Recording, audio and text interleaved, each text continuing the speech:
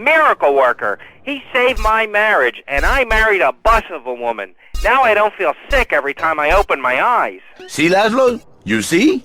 I remember Jerry so well. He come in, he is like a broken man, like a half a man. A man, if you will. He has no N anymore. And his marriage, it is killing him. Where is the passion? She is gone. Replaced by ugliness. You see, Laszlo, Mrs. Jerry, she's not a pretty lady. She's more like an offensive lion or a tight end. Big and hairy, but fertile. She gives Jerry 5 kids, but she's even bigger. Now, she's like a whole offensive line. He feels no pride in himself. He has no pride in his marriage. He is ashamed of this wonderful lady who bears him so many young. And he comes to me and he cries, Fernando, save my marriage. I love my wife, even though she is a fat porker. And I say, Jerry, you are a man. It is a man's duty to love his wife, even if she is like a farmhouse. And now, Jerry is safe. By sleeping with other women. Whatever it takes to save a beautiful union. A blessing. A beautiful union by an adulterer and Queen Kong. That's great. So, who's on the line now? Hi, Laszlo. This is Janice.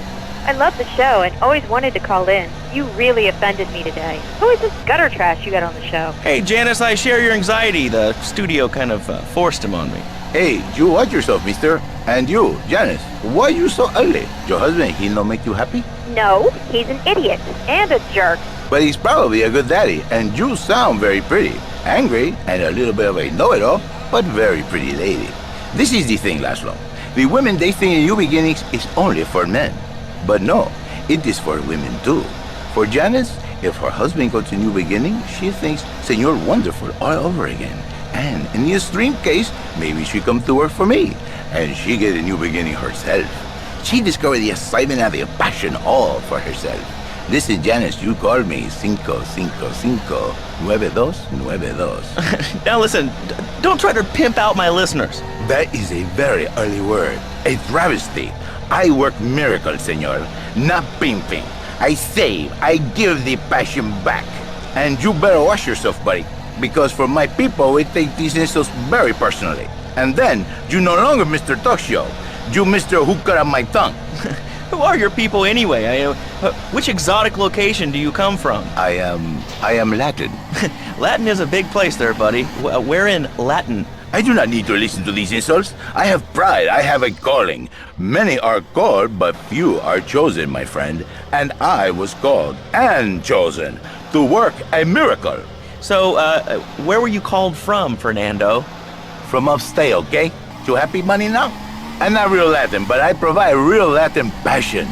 I work the miracles every day. Listen, wives, children, if your husband, if your daddy, if he's not happy, send him to me, Fernando. In exchange for a few hours a week, I give you the world. Get off, get lost. You're just a cheap pimp from upstate. Get out of my studio. I save your daddy. I save your husband. It is a miracle. Get out of here. It's a miracle. Would you like a kitten? Have one delivered. Just log on to petsovernight.com and we'll send you a cute kitten overnight. Petsovernight.com, delivering little bundles of love in a box directly to your door. And now it's time for a public service announcement from station owner Donald Love. Hello, my name is Donald Love. You're listening to a Love Media station. Enjoy. All right, we're back here on Chatterbox, the radio show that never gets old. I'm Laszlo with open ears and a closed mind. Hello, you're on the air. What's your name? I wanted to talk about spanking. Oh, God, not another one. I think spanking kids is the only way to teach them right from wrong. So you think that teaching kids at an early age that violence is the solution to problems will make them valuable members of our society? Exactly. I knew you'd understand, Laszlo. My daddy used to whoop the tar out of me. He once hit me so hard my spleen fell out of my ear. Didn't do me no harm. Look at me now. I'm the best pest control guy in East Portland. I've killed more rats, roaches, vermin than you can imagine, and I love it. This is such a great country. I wouldn't be where I am today if my daddy had beaten me senseless.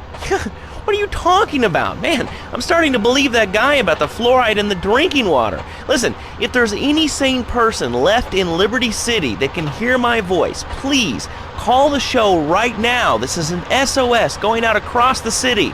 All right, let's go over to this line. Hello, caller, you are on the air. Are you sane?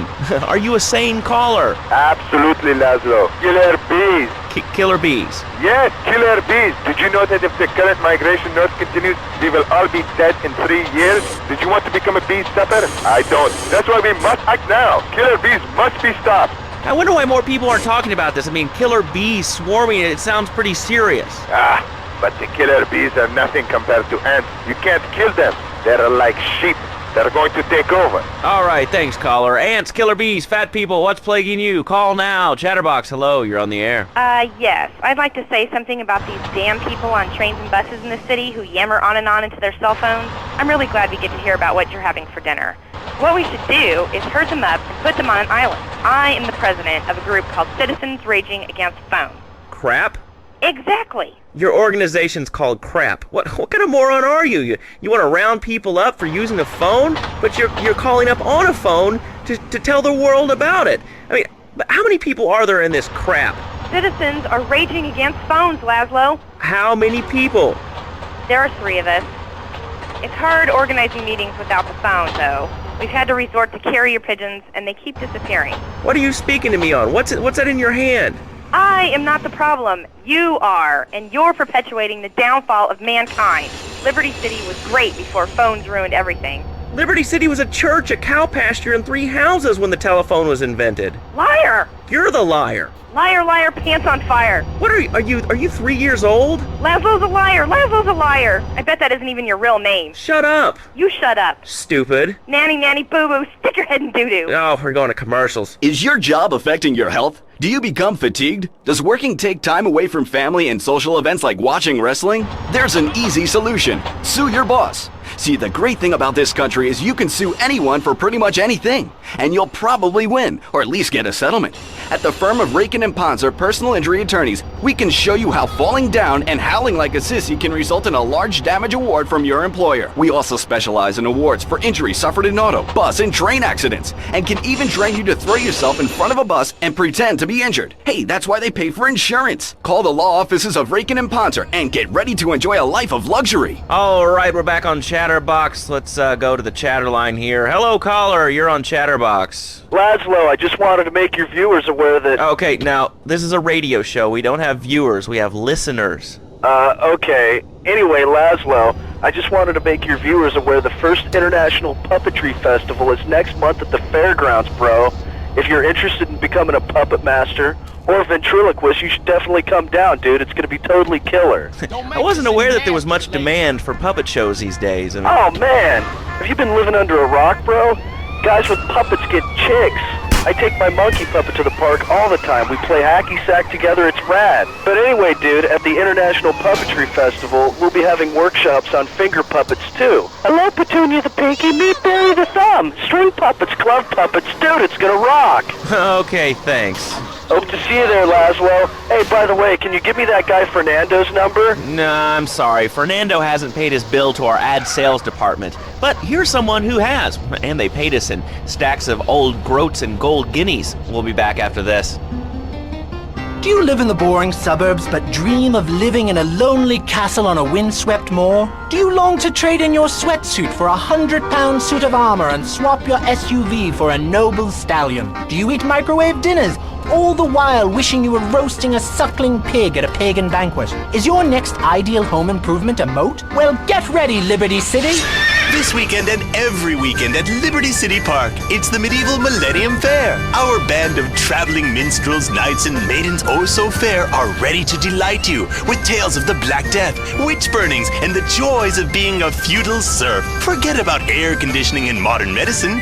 We've got all the leeches, spells, and potions you need at the Medieval Millennium Fair. Learn the art of cooking with turnips.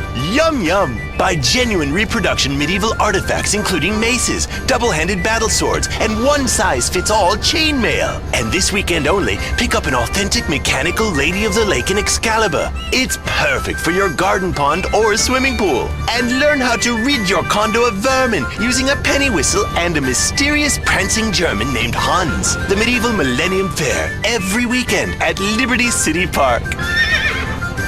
All right, Liberty City, you are listening to Chatterbox, the show that is the #1 reason for the success of the internet. All right, let's take a call. Who's on the line? Clothes. What about them? Clothes. What are you talking about? Laszlo, clothes. Clothes, Laszlo. I hate them. I just hate them. I mean, we're all about opinions on Chatterbox, which is Liberty City's premier phone-in station. But why don't you like clothes? I just hate them. They're so constricting. I mean, there's a lion wear clothes, and the lion is the king of the jungle. So why can't I, a humble citizen, go naked? Well, I mean, I guess a lion has two distinct advantages over you. One, I mean, it's, as you say, a king, and therefore it can exercise its royal prerogative to not wear clothes. And two, it's a cat, and therefore it doesn't have to. And three, I mean, now that I think about it, if you want to try to dress a lion, you can, but I guess what we're learning is that life can be a little unfair at times. I'm naked, Laszlo. I'm naked. I really didn't need to know that. Why, Laszlo? Why? Does it offend you? I was born naked and I'm going to die naked. I'm going to live naked. So there's nothing wrong with being naked. It's so invigorating feeling the hot leather of a chair or the cool wind from the north on your naked body. I'm going to have to cut you off. Don't you believe in free speech and free expression? No, of course you don't. All you believe in is free drinks. I'm naked and there's not a damn thing you can do about it. I'm naked and I feel so good. Well, what about winter?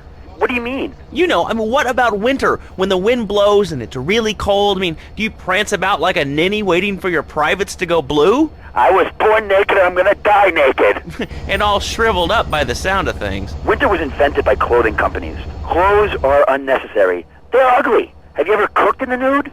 No, look, is this leading anywhere? Because, we've got a lot of other people waiting to talk about real things here. Nudity is real. Open your eyes. Take off your pants. Come on. Come on, Laszlo. You can be a figurehead for Liberty City Naturists. We have more members now for the first time since 1977. Nudity is back. A lot of people are into nudity and really understand the spiritual side. What? Of hanging out with loads of naked chicks? I see the fun in it, but I just think clothes have distinct advantages, like not accidentally cooking yourself, or when you're working on a building. We're not swingers. It's not about sex. It's about being one with the world. All right, dude, groovy. Hug a rainbow. It's time for a public service announcement from Donald Love. Hello, I'm Donald Love. Under my guidance, Love Media has emerged as the fastest-growing U.S.-run media conglomerate of the past 5 years. With newspapers, television, and radio stations across the U.S. and the free world, alongside a wide array of industrial and technology interests, we at Love Media ensure you get the truth behind the story every time. From films to dog food, from radio to pop music, you can be sure of independent, quality-led broadcasting every time you tune in. That's why we're the fastest-growing cable supplier and health insurance provider in the Northeast, and why our new satellite in China is something all Americans can be proud of. Here at Love Media, we are proud of what we have done to help America and to help hard-working Americans relax. For investment opportunities or information about our new interactive television service, please go to www.lovemedia.tv. Ooh, that makes me feel all warm and fuzzy. All right, let's go to line 8. Hello, caller. What's your name? Bob from Pine Creek. Hey, what's up, Bob from Pine Creek? Well, I've been listening to your show, and there's always people going on about problems in schools. Guns, people showing disrespect to teachers, drugs. Schools are breeding grounds for crime, ain't they? Well, I guess it seems that way. Well, I got a real simple solution. Shut them down. Shut down the schools and you shut down the problem. No more dead teachers, no more angry students. Well, but you don't think... No, I don't, never. Now listen to me. It makes perfect sense. Kids these days, they complain a lot, but you know what? It costs even more. I've seen shoes, books, toys, even special tiny furniture, pets, that sort of crap. It's all about me. Me. Well, not my Johnny. No, sir. I'm learning him the value of good, hard work. Learning him good. At 3, we taught him how to clean the bathroom. If he left so much as one hair on the soap, it was off to bed with no dinner. You know what? He went to bed hungry only 20, maybe 30 times. He learned. Now, he brings his mother lunch in bed every day so she can sleep in. Let me tell you, everyone should have their kids serving up food. He even cooks for the whole family. These days, he's getting too big to sweep chimneys, so now he's a paralegal at Rake-In and Ponzer. He's 7, and he's making, imagine me, $23,000 a year. And on weekends, he doesn't go to the mall, play soccer, read, or do any of that kind of stuff. No, he works in the basement of a marketing company making photocopies all night. Hell, he'd go to sleep during the day. That's another $8,000 right there. So now, I'm buying me a bass boat and trailer. What do you say to that? Well, it sounds kind of like exploitation to me. Exploitation? Man, you bleeding hearts kill me. Johnny's mine. He's my kid. How can I exploit something I own? Exploitation. You sound like a communist. Kids in Russia, they don't work. That's why everything's so messed up over there. You have to wait in line for toilet paper. And their space station, it was made out of milk crates. I'll tell you, working for a living is the American way. That, and the only thing more American is having folks work for you. That sounds a little oppressive and even despotic. Exactly, Laszlo. You hit the nail on the head that time. He's my kid. I'm telling you, just shut the schools down, make the kids work. That book stuff's all for sissies anyway. And doctors and politicians, lawyers, and whatever. I can't be bothered to argue with you, but I do feel sorry for your little Johnny, the 7-year-old cook, chimney sweep, paralegal photocopier, because his daddy's an idiot. Let's take a quick break. Phil and I just had another kid, so of course we need a bigger SUV. Being a mom is hard with soccer, football, and lacrosse practice, so we bought the new Maibatsu Monstrosity. It's so big, we lost little Joey in the back and couldn't find him for an hour. When I'm rushing to the mall or talking on my cell phone, I know me and my family are safe. The Maibatsu Monstrosity has 4-wheel drive, and in amphibious mode, it can cross rivers. So far, I've only hit a few puddles, but it's good to know it's there. With the time I save taking shortcuts through the strip mall parking lot, I can focus on the important things, like gazing longingly at the pool boy or buying more exercise equipment off the TV. So what if it gets 3 miles to the gallon? I'm a mom, not a conservationist. The new Maibatsu Monstrosity. Mine is bigger. Would you like a giraffe? Have one delivered. Just log on to petsovernight.com and we'll send you a giraffe overnight. Petsovernight.com, delivering little bundles of love in a box directly to your door. All right, you are listening to Chatterbox, hosted by me, Laszlo, because I got kicked off the rock station.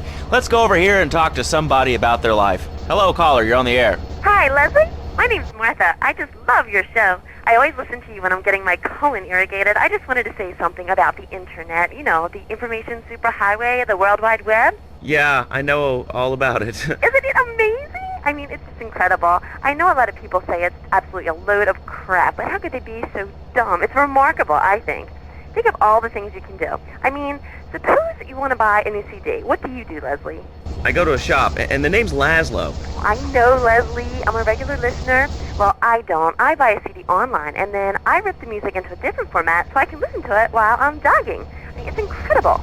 I also like chess and cooking and bestiality, so the internet is really good for my hobbies. I think it's amazing. I used to go out a lot, but I don't have to go out ever again. It's incredible. I don't envy those kids with their stock options or their fast cars. They earn them. The internet has saved my life. This is really going nowhere. Do you have anything interesting to say at all? Well, I once crocheted the Declaration of Independence. That's phenomenal. It's probably one of the reasons there's so many single men in this city. All right, let's go over to here to line 79. Hello, you're on Chatterbox. Hello, is that Laszlo? Yes? Oh, wow, I'm on the radio. How exciting. Oh, thank you, Laszlo. Is this on the radio? I mean, am I actually on the radio right this second? Yes, you are. I'm sure it's very exciting for you, but what do you want to talk about? Oh, man, I mean, what else is there? I could go on all day, but, well, you know how it is, don't you, Laszlo?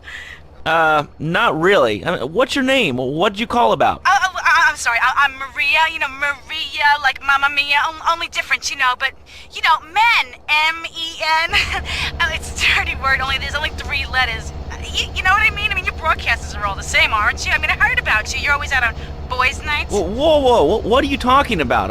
I'm married. One of those convenience jobs to protect you, I bet? I know what you're all like. You know more about men than I know about leopard skin furniture. So less of that clever stuff and give me some advice. I mean, come on, I got real problems. You see, okay, I had this boyfriend, and at first, he was real kind to me. He was a real gentleman, a little bit older and everything, but you know, he treated me really good. And then it all went wrong, and so, you know, I found someone else, and he seems real nice, but, you know, he don't talk too much, so I really can't tell if he likes me. And, well, I guess what I want to know is, you know, how do you tell if a guy is serious? I mean, you know, he treats me good, but he don't seem real interested in me. You know, he's always working and hanging out with the guys. Say, you don't think he's like you, do you? What do you mean, like me? Well, what are you insinuating? That he's on the radio? Well, probably not. You're listening to Chatterbox, where your opinion matters, or at least we say that. Let's go over here to line 4. Hello, caller. What's your name? Jeff from Rockford. Hello, Jeff. What's up? I wanted to tell you and your listeners about a once-in-a-lifetime chance to make a difference. There's a rally tomorrow evening at the park, starting at 7. Although we'll be painting banners and singing songs all night and all day to prepare for it. Then, when tens of thousands have gathered in the park, we're going to march on the town hall. Laszlo, the people have spoken, and they have said no, not in my town. So, folks, if you're listening and want to make a difference, get yourselves down to the park and prepare to bring democracy back to the people. So, what's this rally about, Jeff? It's about people standing up and being counted. It's about the future. It's about telling those morons in the suits, no thanks, not in my town. Not while I have a breath in my body and hope in my soul. I cannot let this pass. Let what pass? It's about grabbing the town by the balls and saying, listen, son, time to put up or shut up. No more Mr. Nice Guy. No more easy solutions to difficult problems. It's about what it means to be an American. It's about giving something back. Giving what back, Jeff? Hope, dreams, belief. Belief in what? I mean, look, Jeff, I admire your passion. Really, I do. But what will people be marching for? What's your rally about? It's about justice, Mr. Lowe. A chance to shine and make a difference. About thousands of people walking side by side as brother marchers. Only one thing on their minds. The chance to make a difference. Bring your friends. Nothing shows a man how much you mean to him more than the chance to walk together for justice. Bring your kids. They can paint signs, and we'll even have a face painter and a vegan barbecue. Bring your parents. Dude, even the elderly care about tomorrow. I understand that. It sounds like a great rally, but we're not a political station, and you haven't really told us why people should do this. What is it about? Look, do you want to help or not? I don't know what I'm helping. You're helping America. What kind of patriot are you? There's a rally. You don't know what it's for, do you? It's for hope. Please come, everybody. It'll be real good. All right, you fight the power, brother.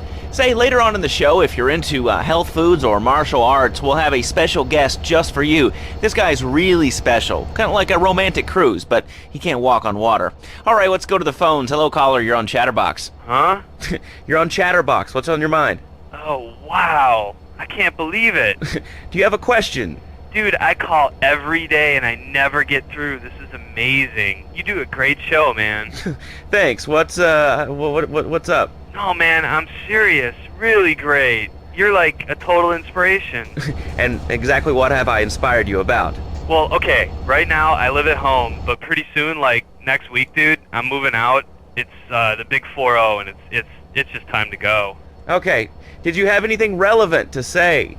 Yeah, dude, that B dude was bogus. Really bogus. That's all. Great show, Laszlo. I appreciate that. That's why I went to broadcasting school. All right, when we come back from these messages that help supplement my meager salary, we're going to talk to Reed Tucker. It's going to be a great interview. We'll be right back.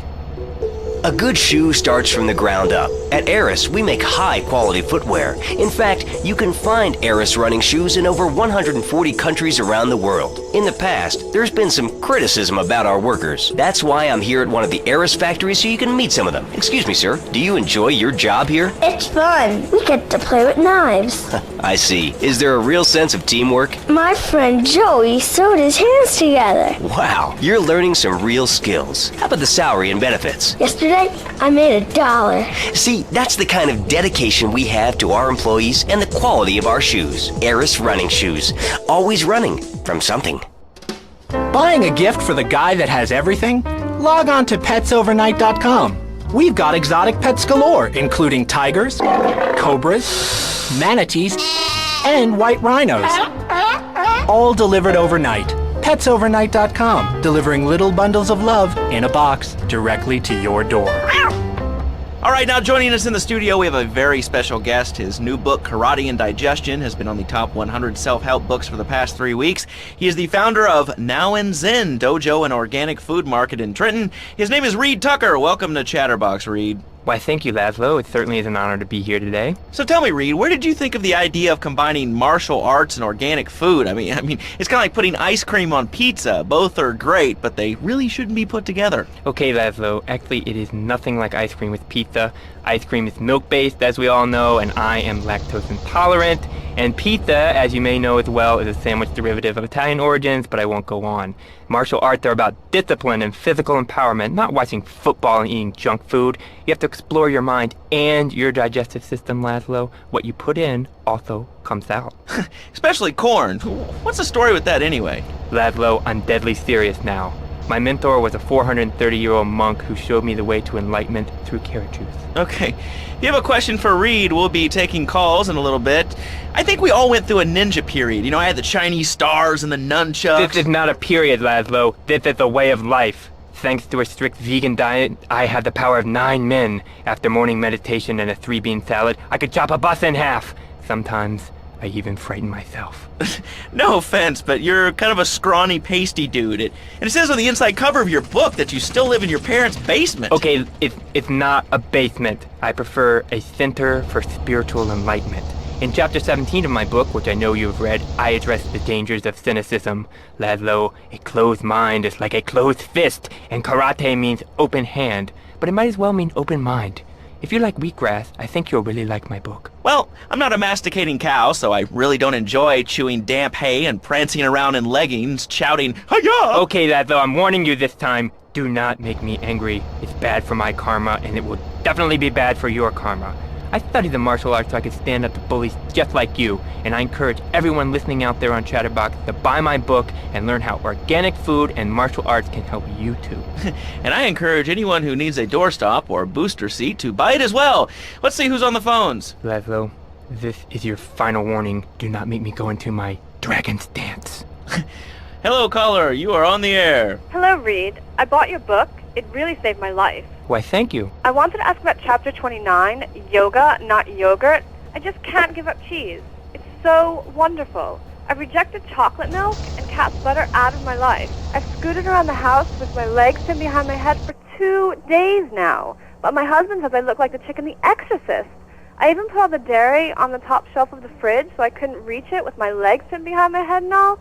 But I grow weak and start knocking things down with a broom. What can I do, Reed? Do not fret, my child. We are all weak. You certainly are. Shut up, you carnivore. Why don't you go gnaw on a bone like a gorilla, Laszlo? Our ancestors didn't eat chicken wings. They lived at one with nature and their ecosystem, subsisting on a diet of nuts, berries, and leafy vegetables. Yes, and they threw stones at their own shadow and died of old age and fear at 24. Laszlo, the soul is eternal. But let me answer the question. When I'm in trouble or tempted by those all-you-can-eat breakfast buffets with huge pans of juicy bacon... Can we get some bacon in here? Laszlo, I go back to basics. I start the day with a fruity beverage, some meditation, and 6 hours of yoga. Next, I go open up my shop, now and then, and drink 2 pints of hand-pressed potato juice. And who wants a steak after that? Okay, next caller, you are on Chatterbox with Reed Tucker. Yo, Reed, Kung Fu movies are dope. How can I learn to beat up 10 guys at once? Okay, first things first, my man. You need to stop the negative thinking. And the best attack I've found is to just run away. That way you instill fear in your opponent. They never know when you might descend from the rafters like a bat. I don't want to hear about no tofu running away. I want to learn about being a ninja and kicking people's asses. Actually, I do cover this early on in the book in chapter 45. It's called Stir Fry Your Prejudice. You see, I once thought like you before my master took me under his wing and taught me the joys of soy and origami. Concentration begins in the mind and spreads to all the extremities of the body. You must use the language of the body, not the tongue, and the language of the body begins with raw, uncooked, organic vegetables. Just look at me. I could tear a phone book in half with my bare toes. In fact, Laszlo, I could easily chop this desk in 2 half desks. This desk is made of 2-inch thick composite wood pulp and has a mahogany veneer finish. It has 3 drawers, and knowing this station, it cost $100. In his own words, Reed Tucker is about to smash it into 2 half desks. Take it away, Reed. Ladies and gentlemen, I already visualized the desk in 2 half desks, and now I shall make it so. Dragon stance. Hey-ya! Oh! Ow! Oh, Laszlo, I think I hurt my hand and my pinky's all bent the wrong way. Listen, Karate Kid, the desk is still in one piece. Thanks for coming on the show. Okay, Laszlo, mockery will get you nowhere. I think I'm gonna hit you now. Oh, I bruise easily. Don't throw any tofus or bean curds at me. Okay, very funny, Laszlo. It's easy to make fun of me, but it's all the fault of the feng shui in here. It's downright disgraceful. Yes, it makes you talk like this. Okay, the listener lines are open. This is Chatterbox. You're on the air. Hey, Laszlo. That last guy was a lunatic. Where'd you dig him up from? The state loony bin? And that wacko you had going on about killer bees? What a moron. I mean, just read a newspaper. Killer bees, the evils of artificial sweeteners and soda pop, Roswell. It's all part of the government's propaganda plan. I might as well wear a satellite dish so they can beam their propaganda right into my brain. Come on, you honestly believe the NSA's echelon system isn't already reading your emails and recording your phone conversations? It's all designed to frighten us so we don't complain about our rights being taken away in the name of fighting whatever boogeyman they come up with today. Well, I mean, you realize that the government listens to this station, and if they weren't paying particular attention to you before, they're probably going to be following you now. Oh yeah, hey, look, they already got me once, but never again. Do you have anything else to say? Yeah. Free Kevin! All right, we're talking about short guys, killer bees, the Magna Carta, well, the red light on the wall is flashing, which means that the owner of the station has an important announcement to make. Let's go live to his office. Hello, my name is Donald Love. You're listening to a Love Media station. Enjoy. Wow, man, that was deep. You know, I really like working here. This station, it feels like my second family. Except that we have a snack machine. And I tell you, working here beats the hell out of digging sewage ditches outside Kuala Lumpur. All right, let's go to the phones. Hello, caller. You're on Chatterbox. Laszlo, man, I was listening to that English wimp you were talking to earlier. I mean, do these guys realize how wussy they sound? I mean, they have the nerve to call crackers biscuits, and they say aluminium instead of aluminum. I mean, what's up with that? They all think they sound so smart with the little funny accents. I mean, I got something for them. Speak English, you limey morons. Well, you know, I think they were speaking English before we were. The people over here were speaking Shoshone and Cherokee. Man, Cherokee schmarokee, man. And another thing, what's up with them calling soccer football? Man, you ever watch soccer? Man, that's a boring game, man. I'll tell you what soccer is. Soccer's for little girls, man. Football, now that's an American sport. It teaches you good, wholesome American values, man, like stealing other people's land by force and wearing tight pants while you do it. What are you talking about? I'm talking about being a man, Laszlo. Something you wouldn't know anything about from the sound of things. I'll tell you, I bet you played wimpy stuff like touch football and basketball. Look, I'm running around the court bouncing the ball and I'm 7'3". I'm telling you, man, I only play men's sports like football and hopscotch. Hopscotch? That's a girl's game. Man, that ain't a girl's game, man. Not rugby hopscotch. Man, get me in a scrum and I'm dangerous. I'll take anybody down. I'm the hopscotch master. I got fly skills in hopscotch. You know what I'm saying? Yeah, I mean, I kind of see your point, but, you know, you'd be a little cranky, too, if your empire had fallen apart over the last 100 years. And speaking of commerce, it's time for some commerce here. Let's go to commercials. We'll be back after this. Has your marriage gone stale? Has the spark gone out of your love life? Looking to add a little adventure to the monotony of monogamy? Hello, I am Fernando Martinez, founder of Fernando's New Beginnings, a revolutionary new way of saving your marriage. We understand how 2 kids and a mortgage can take the passion out of your life. With our 3-step program, you'll rediscover romance guaranteed. Hi, my name's Phil. I've got 3 kids, 2 cars, and a mortgage. My love life was going stale, even before my wife's car accident. Then I called New Beginnings. Thanks to Fernando, I'm still married, but on Wednesday afternoons, I meet Barbara at the motel by the turnpike. See? The passion is back. Phil's marriage is saved, and his kids will have a daddy to look up to. Call New Beginnings today. 555-9292. It will be a miracle. I guarantee it. Fernando's New Beginnings. We turn an ending into a new beginning. Mom, there's a package for you. But I didn't order anything. What's this? How sweet. Gee willikers, it's a puppy. Everybody loves a puppy. And now you can ship one anywhere just by logging on to petsovernight.com. Petsovernight.com, delivering little bundles of love in a box directly to your door. And who says that e-commerce isn't a brilliant idea? All right, speaking of brilliant, you're listening to Chatterbox with me, Laszlo. Let's go over here to the phones and see what's plaguing Liberty City. Hello, caller. You're on the air. Wow, I got through. Laszlo, I think your last few callers are a perfect example of manners in this city. People are rude, and they don't seem to care about anything but themselves. Perfect example. The other day, I stopped at the store to pick up an exercise bar because I hadn't had breakfast or lunch. So I go up to pay, and the lady's like, $1.25, please. So I get out my checkbook, and this guy behind me is like, oh, come on, lady, you don't have $2?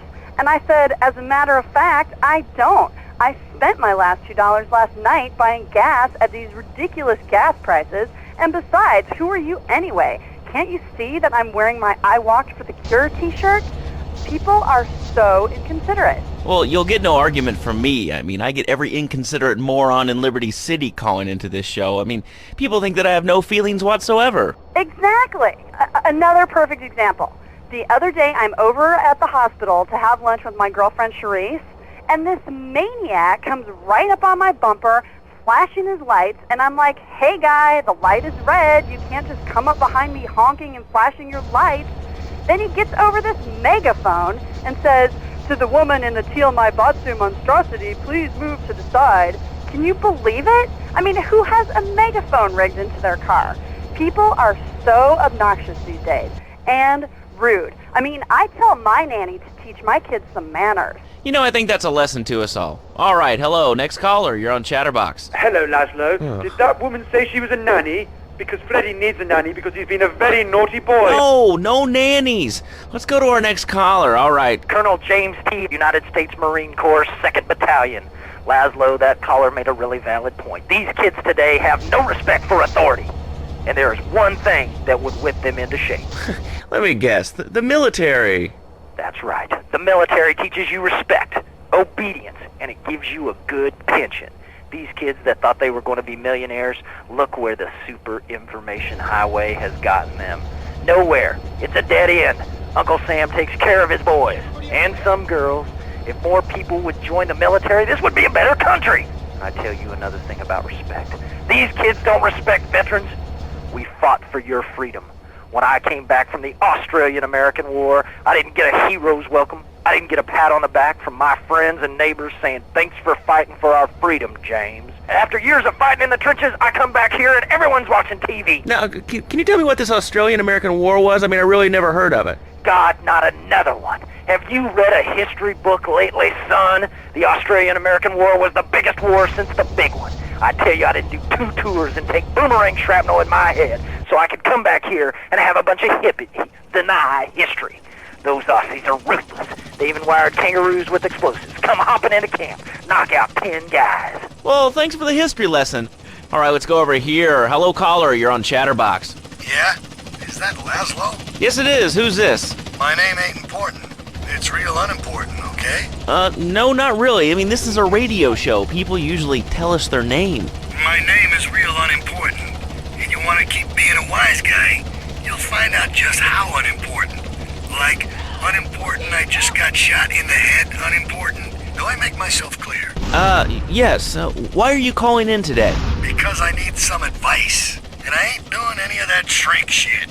If you swear again, we're gonna have to cut you off. This is a family show. Sorry. I'm just a little unhappy, a bit agitated. Real angry. It's my ma. She don't think I'm a real man. Can you imagine that? I mean, I do a man's job and all, but she treats me like a little boy. All I get is your pa this and your pa that, and you ain't a real man, Tony, and it's driving me freaking nuts. Well, Tony... Tony? How'd you know my name was Tony? You tracing this call? Because if you are, you're gonna get real intimately acquainted with what your brains look like. My name ain't Tony, okay? Okay. But my mom, she keeps going, Tony, be a real man. Stand up for yourself. Don't take no shit. But all I do is to be a good son. And I want her to show that she cares for me. Show that she loves me. And, you know, say I was a good kid. But it seems like nothing's ever good enough for her. You know what I mean? What do I do? Well, Toad, I mean, sir, you know, in life we have a lot of obligations, and we just kind of have to face up to them. And right now, I'm obligated to play some commercial announcements. We'll be back right after this. We've got a new friend for everyone. He's got fur and a tail. He gets in lots of trouble, but he's a bouncy little fellow, because he's got springs for legs. Pogo the Monkey, the best new video game for the whole family. I love you, Pogo. You bounce. Help Pogo escape from the evil research laboratory where the mean old scientist genetically altered him. Uh-oh, the pharmaceutical scientist is going to get you, Pogo. Here you go, Pogo. Have a gold coin. Good thing Pogo has a banana cannon. Those nasty scientists deserve to die. Now get the shampoo manufacturers before they squirt it in your eye. Here you go, Pogo. Have a diamond. You'll guide Pogo through tons of fun adventures, including saving Timmy, who fell down the well. Help! Here you go, Pogo. Have a big watch. Rescue a cat out of that tree with your banana cannon, Pogo. Here you go, Pogo. Have a fast car. And help Pogo to his final mission, to storm the White House with his friends and become President of the United States. Pogo the Monkey is the game kids are sure to stare at for hours.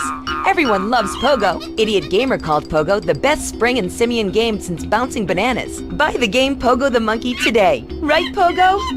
And coming soon, Pogo the Monkey card game, Pogo the Monkey plastic dolls, Pogo the Monkey quilt covers, and Pogo the Monkey car covers. For the dad who has everything, why not a Pogo the Monkey tie-in sports jacket? For the lady in your life, why not Pogo the Monkey chocolates and hygiene products so she smells like a real monkey? And for kids, a life-size, living, breathing, springing monkey. All available at pogothemonkey.com. From the heart of Liberty City, it's the Intelligent Agenda. Here's your host, Michael Riley. Thank you, ladies and gentlemen. Thank you. Great show for you today. Yeah, Brandon Roberts is on the show because I'm sleeping with his publicist. It's true. Now, the whole country is talking about his campaign ads for state governor, where he calls his challenger a pedophile and brings the word harlot back into the modern lexicon. It's John Hunter, ladies and gentlemen. All right, and 11-year-old super genius, Zachary Tyler. Give it up for Zachary. Okay, now, people say, Mike, what is this show about? Well, we're here to laugh, okay? And we're also here to cry, because the only thing liberals run in this country is the TV networks. But seriously, it's a show all about keeping fascism at bay in its many forms, even in the changing room. It's a show about the human heart. It's a show in which we laugh at lots of conservatives and call them repressed. We've got everything, really. Thank you. It's a show in which we ponder how America got into such a mess, and we realize we should blame all the people we don't like. And it's a show in which we yet again kneel over the great altar of American hypocrisy and start to suck. Yep, it's time for Intelligent Agenda. First up, he's the star of the film Flower Man and appears in the sitcom Family Interrupted, which is set in a women's clinic. You love him, I love him, the women love him. He's slept with most of you, I imagine. It's Brandon Roberts. Wow, Brandon, you look great. Hey, thanks. I know, I really do. You know, it's great to be back on whatever show this is. This is great. Now, if you weren't a man of remarkable integrity, I'd say you'd had some work done there, Brandon. Nice T-shirt. Yeah, this T-shirt is part of our campaign. See, we're gonna kill global warming once and for all, right? Yeah, see, we're gonna have a concert, get a lot of people together to really rally, you know, and feel the music and the message. And once you feel that, you'll want to buy the T-shirt and the program, the commemorative DVD we're making, the limited edition MP3 player, and once we join together, all of us join together, global warming will end, man. Global warming will end. I mean, like, I'm no scientist, okay? But sometimes these scientists, they just make things confusing. It takes actors and musicians to explain important issues, you know? I mean, this is about intelligent people like me making a difference at a ground level. Wow, that sounds great, Brandon. I don't know if it's just me, but you've been acting in a movie, it seems like, what, every 3 months? Yeah. And you know what? Being an actor, it's really hard. Oh, yeah. Yeah, you know, I've got to say somebody else's words and then go sit in a trailer. You know, people don't realize the stress of Vinewood relationships. Working long hours for sometimes a week straight. You know, the pressure of getting paid $20 million to read lines written by someone who makes a few $100, sleeping with a lot of women. It's tough. I mean, I know I'm fortunate, and I'm also humble. I really am. It's complicated. It's difficult to wrap your brain around. It's kind of like one of those Chinese symbols. But, you know, some days I get hand release while doing Tai Chi on the beach, and the next day I wear glasses and talk about suffering. I'm not gay, by the way. Why don't we just take a call then? Okay. Yeah, Brandon. Hey, I'm a big fan of your work, man. How you pretend to be other people and then spend all the rest of your time telling ordinary folk how to live, it really inspires me. I'm a pathological liar. Yeah. Whenever there's a natural disaster or anything, I try to show up and help make a point with photo ops how the government is really letting people down. You know, I have more money and a bigger soul, and my goal in life is to prove it to everyone. You know, do some opera, drink some some pomegranate juice. People don't have enough antioxidants. Worry about the prison industrial complex. Worry about the military industrial complex. The industrial complex. The inferiority complex. Obesity. Fair trade gourmet coffee. China. There are a lot of things being an actor has made me an expert on. I understand pain. I understand people's pain. I am pain. Wow, you are wound up, Brandon. Are you high? Oh, you bet I am. And you bet I am. I am high on life. And my deity just keeps running out of money and needs a hefty part of my income. Can you get me on the internet? Get me on the internet. Because people really need to feel my love. I've got a blog, okay? I've got to write this down. I'm not part of a cult or anything, okay? This is a real religion, just like all the other ones, just like all that. So don't be so prejudiced. Hey, Kiflam, right? Right, okay. Well, let's take another call for Brandon Roberts. Okay. Hey, Brandon, I really like doing all those situation comedies, like when you go back to elementary school as an adult and sleep with your mother by mistake. It's funny as shit, but I have to say, I'm tired of all this green shit. These environmentalists haven't done us any favors. It's why all our food comes from China now. China's gonna take us over. Exactly. See, that's exactly the point I'm trying to make. It's what they don't want you to know. That's why I drive a hybrid SUV to the organic market across town to buy imported organic Norwegian mushrooms that have been flown in, burning tons of pollutants, killing the pollutants so they can't pollute anymore. See, that's what makes me an environmentalist. I understand the science. I know how it works. I got taught it in drama school. See, I only drink bottled water that's shipped from Samoa instead of pumped from a well across town because everything here is just so dirty. It's a lot like my new film. There's a chase scene on the Los Santos freeway and a huge monkey, some dinosaurs who are trapped in amber. It's very original. It's a nice, quiet character piece. Wow, that sounds great, Brandon. Now, let's take a quick break. We're going to be back with more of Brandon Roberts and gubernatorial candidate John Hunter. PLR reminds you, consumer-driven culture is killing our democracy. Buy yourself a hybrid, a solar panel, and a composting toilet, and set yourself free. This is PLR, Public Liberty Radio. We return to the Intelligent Agenda. Okay, we're back on the Intelligent Agenda with me, Mike Riley. Let's bring out our next guest. Brandon, can you hang out for a while? You got it, All right, man. scooch on over the couch there. All right, next up, he's an actor as well, but has gotten into politics by running for governor of our state. You may have seen the TV commercials for John Hunter where he accuses Michael Graves of all kinds of nasty things. Well, here he is, John Hunter. Wow! Thank you. I mean, that's really wonderful. Wow, you look great, John. Thank you. Thanks. How's the campaign going? Mike, it's just fantastic. We're making a difference by giving the networks millions of dollars to run campaign ads. It's democracy at a grassroots level. Fundraising has gone really well. I haven't sold myself out at all. I've learned a lot being an actor, you know, on the set during years of bit parts. I want to bring the reality of TV dramas from the lots of Vinewood to our state. Wow, look at that. The phones are exploding. Line 3, Sarah. Hi, Mike. I'm a huge fan and a committed swinger. Maybe you'd like to come to one of our parties. Hi, Brandon. I love that art house film you made when you painted a picture with your junk. John, I'm a concerned parent. How are you going to help me make the world safer for my kids? Well, Sarah, if you vote for me, things will change. That's a relief. There's a lot that I'm doing to help parents. I mean, now you take the internet. What happens when kids can post on the internet, on their own pages? Oh, like myroomonline.net. Yeah. I don't understand it. I come from a different generation, when it was okay to carpet bomb first and ask questions later. But people have to understand that the internet is a series of tubes, and strange men want to put their privates in the other side of that tube and right into your child's bedroom. As a conservative liberal, I feel it's my duty to try it. Buy a financial stake in it, and then regulate it. It's a win-win. And the best bit is, we can all feel guilty together. Wow, let's go back to the phones then. Steve, you're on Intelligent Agenda. Hi, Mr. Hunter. I really enjoy your campaign commercials. It's the best part of election season. The 18 months of attack ads where you have no clue what's going on, and you learn to hate everyone. Oh, thank you. Thank you very much. I was hoping you could do something about these air shows. Why do planes have to fly so close together over a crowd of people? Oh boy, there's a jet farting smoke. Big deal. It's polluting the atmosphere. People are actually shocked when these planes crash. Gee, you're doing Mach 2 with your wings an inch apart. Air shows suck ass. Now, safety is one of the main parts of my campaign. We've had enough of these dividers. We want the whole enchilada to come together as a nation because we all like Mexican food. Now let's stop big government running things for the little guy. I want to make sure everyone has access to opportunities they can afford. It's the American way. It's all in my best-selling campaign book.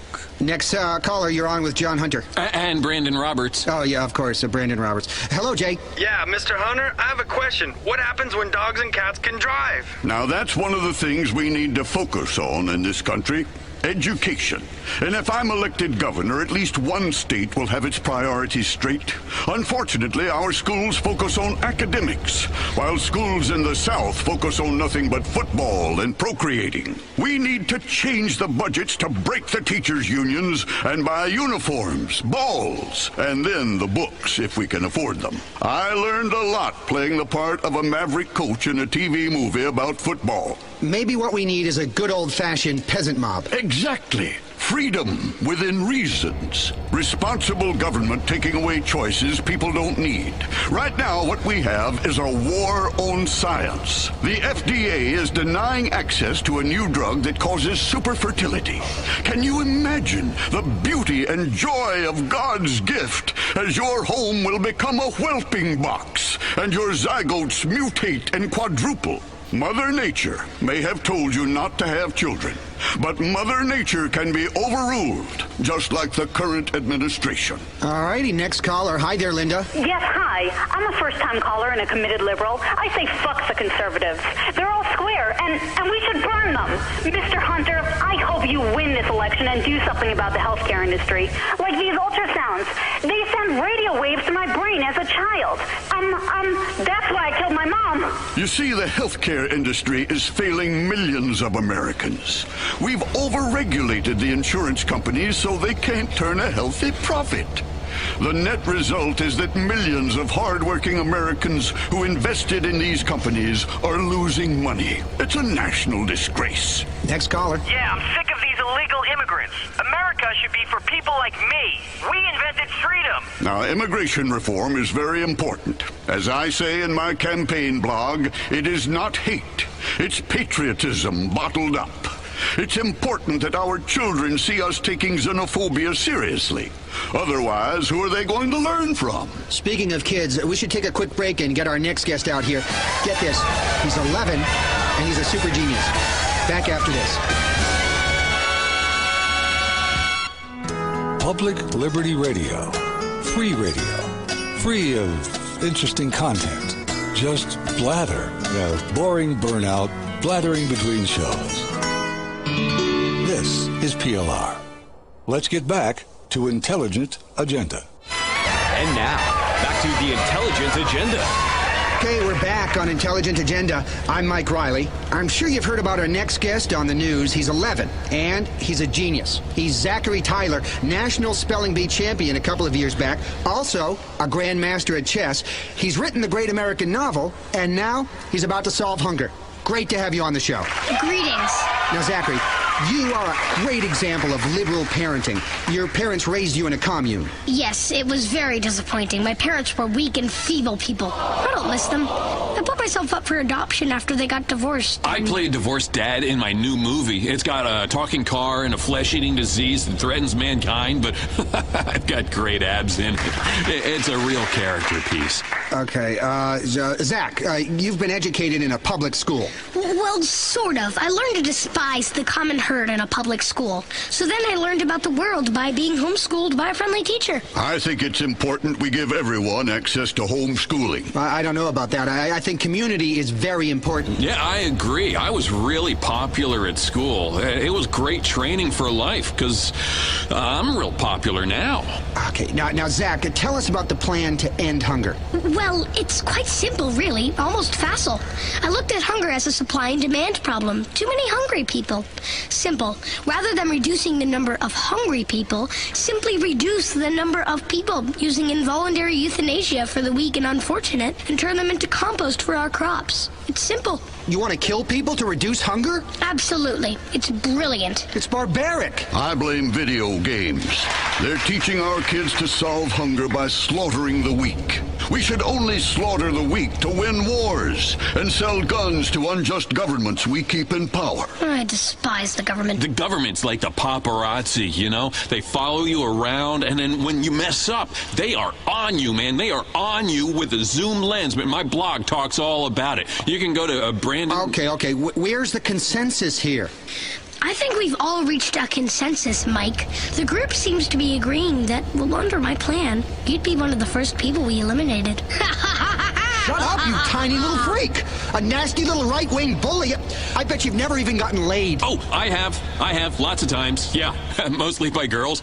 Sometimes with underage chicks. Are but you there's no sick, pictures. young man? You're sick. Stop looking at me strangely. I'm tempted to beat a lesson into you, young man. I imagine you are, you catamite. Come here. I'm going to give you the spanking of your life, you little dork. You're going to learn some respect.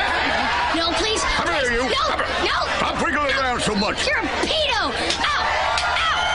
What's going on? Brandon, your movies suck.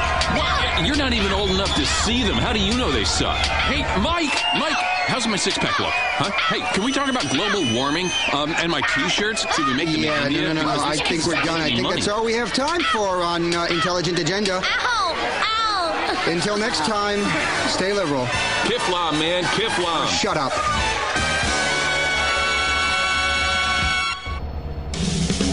And now, the show that allows everyone to vent their spleen. It's Pacemaker, the program that puts the heart back into the health industry. Here's your host, Ryan McFallon. It's David and Goliath, but we're all David when it comes to fighting the healthcare industry. And this time, it's not a rock, it's our nuts in a sling. For thousands of years, people have treated themselves when they got sick. The wisdom was handed down from family to family, mother to daughter, father to son, and sometimes while inebriated, father to daughter. But nobody talked about it. Now we have HMOs, co-pays, 1,000 forms to fill out, gastric bypasses, doctors that charge $30,000 to pry open your love cave with a speculum. Today on the show, from Beta Pharmaceuticals, Public Relations Director, Sheila Stafford. Hi, Ryan. Great to be here. I brought you samples of some breakthrough new drugs. You look like you really need them. Okay, thanks. And representing the largest HMO in the nation, Copay Health System CEO, Wilson Taylor Sr. Ryan, it's a pleasure to be here to talk about taking the healthcare industry from a patient-centric and business-centric aggregated bell curve forward to the health model we're looking at in the 22nd century. All right. And finally, he's the founder of Homeopathic Center Down Home Medicine, author and self-healing guru, the Down Home Medicine man himself, Waylon Mason. What? Waylon, I'm just saying welcome to the show. I didn't know. Okay, let's start with you, Mason. What's wrong with the healthcare industry? That's just it. You said it. It's an industry. $1 trillion. $1 trillion rotten deals and broken promises made to you, and dirty needles. For what? I teach people, you know, stuff that only Indians and old people understand. Why are we sitting in a waiting room while some asshole, some limp ass nuts, plays golf and makes $1 million a year to scribble on little pieces of paper nobody can read? That's like they're writing secrets. It's a conspiracy. When we lived in the woods, my father taught me a lot about home medicine. After my mom died during childbirth, he let me burn the body. You can learn a lot from family. Let's get into the 21st century here. We really need to move beyond this negativity and hostility towards the pharmaceutical industry. We are leading robust, end-to-end, sustainable solutions to healthcare challenges in a viable and yet 100% patient-centric, care-focused, and responsible manner. Life is full of very complex chemical challenges. Beta Pharmaceuticals is there every step of the way. Much more so than a bunch of hillbillies fighting progress and home cremating their mother. Well, what kind of... What are you? That's like being a corporate slut. Well, you don't know where you are. Well, really, Life is a challenge. And if you could swallow a magic pill every day and not worry about that challenge, wouldn't you? We all would. Some of us are. Take, for instance, our best-selling symptomatic postural tension reliever, Cominex. Life is stressful. Up the dose. And with increased dosage, people will see an inverse reduction in problems. It's science, really. Life is stressful, and the reason it's stressful is that the consumer is forced to pay pharmaceutical companies like yours exorbitant fees to cover these prescriptions and CEO bonuses. HMOs like mine are trying to save your life, and Little Miss Drug Company here sashays into the doctor's office, flashes her perky bazookas, and the next thing you know, the doctor's prescribing heavy sedatives for every splinter or rash. And who gets to pay for this? The insurance companies, which we are obliged to mark up and pass on to you in denied coverage claims. It breaks my heart. There's just too many pills, man. It's making our immune systems weak. My mom was a visionary and a helper, you know, and she left me in dirty diapers all day. And now I have a super goddamn immune system. I can lick the floor under a truck stop urinal, and it don't affect me a bit. And sometimes I do, for cash or whatever. That's the problem. Let's stop blaming the HMOs because you can't see a doctor. Don't blame profits or Nixon because you've got bad coverage. Bottom line, don't blame me because you're a loser. Not my fault, buddy. And the last thing we need on Earth is socialized medicine. Jeesh. Can you imagine the chaos if everyone was able to see a doctor and didn't have to fill out reams of paperwork before they were denied a life-saving surgery because it costs money? It would be anarchy.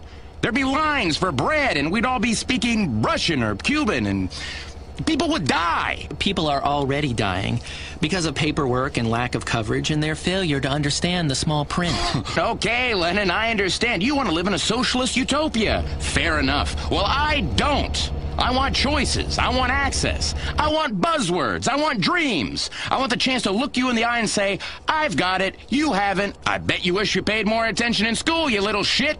Then knee you in the nuts. That dream is America. And I tell you what, man, that's a dream hard-working people all over this country want. To see their lazy neighbors die because they didn't go to work and get a job and have health care. Time to remove the teat and say, dinner's over, baby. Go buy your own pair of tits. There's a great word, a German word, a powerful word. And that word is Schadenfreude. And that word He's means... making up words to an argument. No, that's Hear me out here. Hear me out. Schadenfreude is steigen. The word is Schadenfreude, and that word means, fuck you, loser. Fuck you.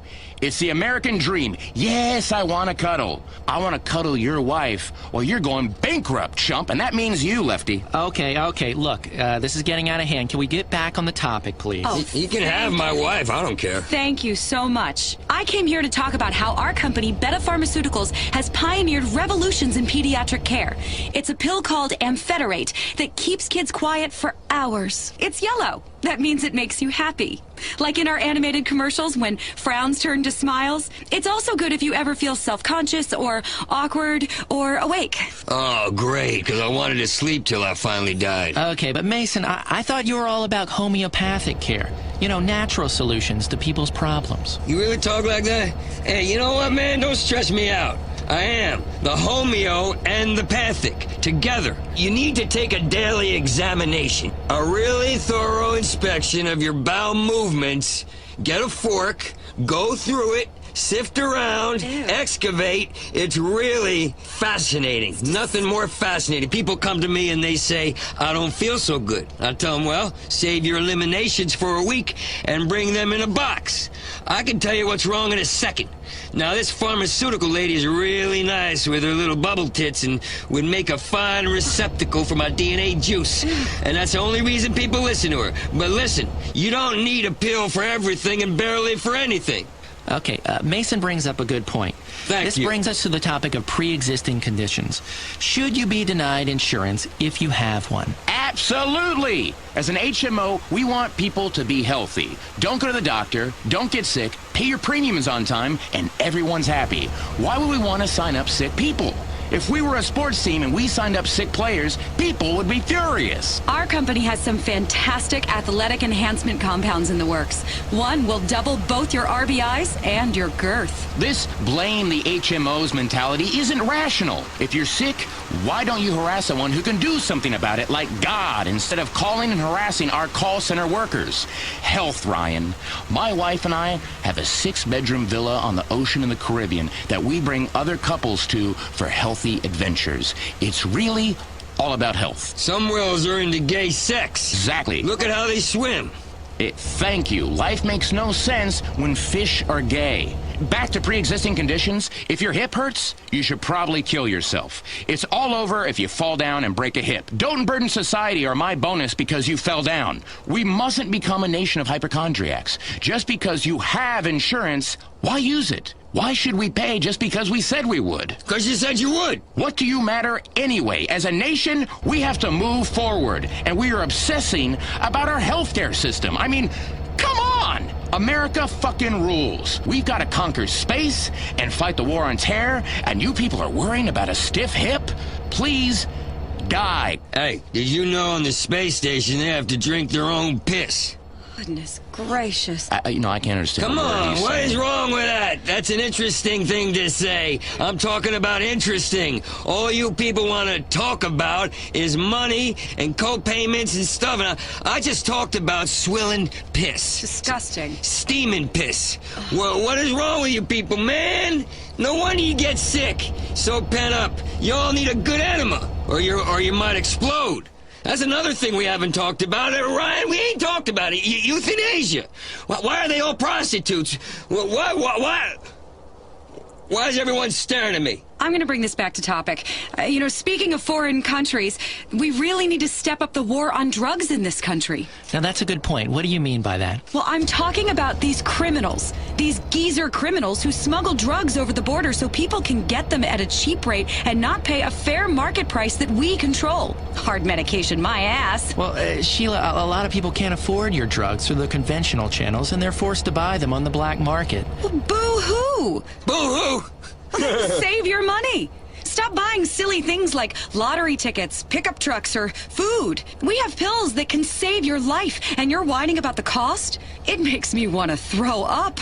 People have to take responsibility. I mean, just the other day, this woman began to freak out in front of me and clutch her chest. So I did the responsible thing. I walked away. Yes, I work in the health industry. Yes, I had a purse full of life-saving heart drug samples, but I did not know if this woman had insurance. I did not know if she was going to sue me. So I did the responsible thing, and I left it to the professionals. Wow. Did you even call 911? I left that to the professionals as well. Well, what happened to this poor woman? Well, she died. Bull lesson. First off, you wouldn't be having a heart attack in the street if you had gone to the doctor the day before and requested a prescription for a pill you saw on a TV commercial but don't know what it does.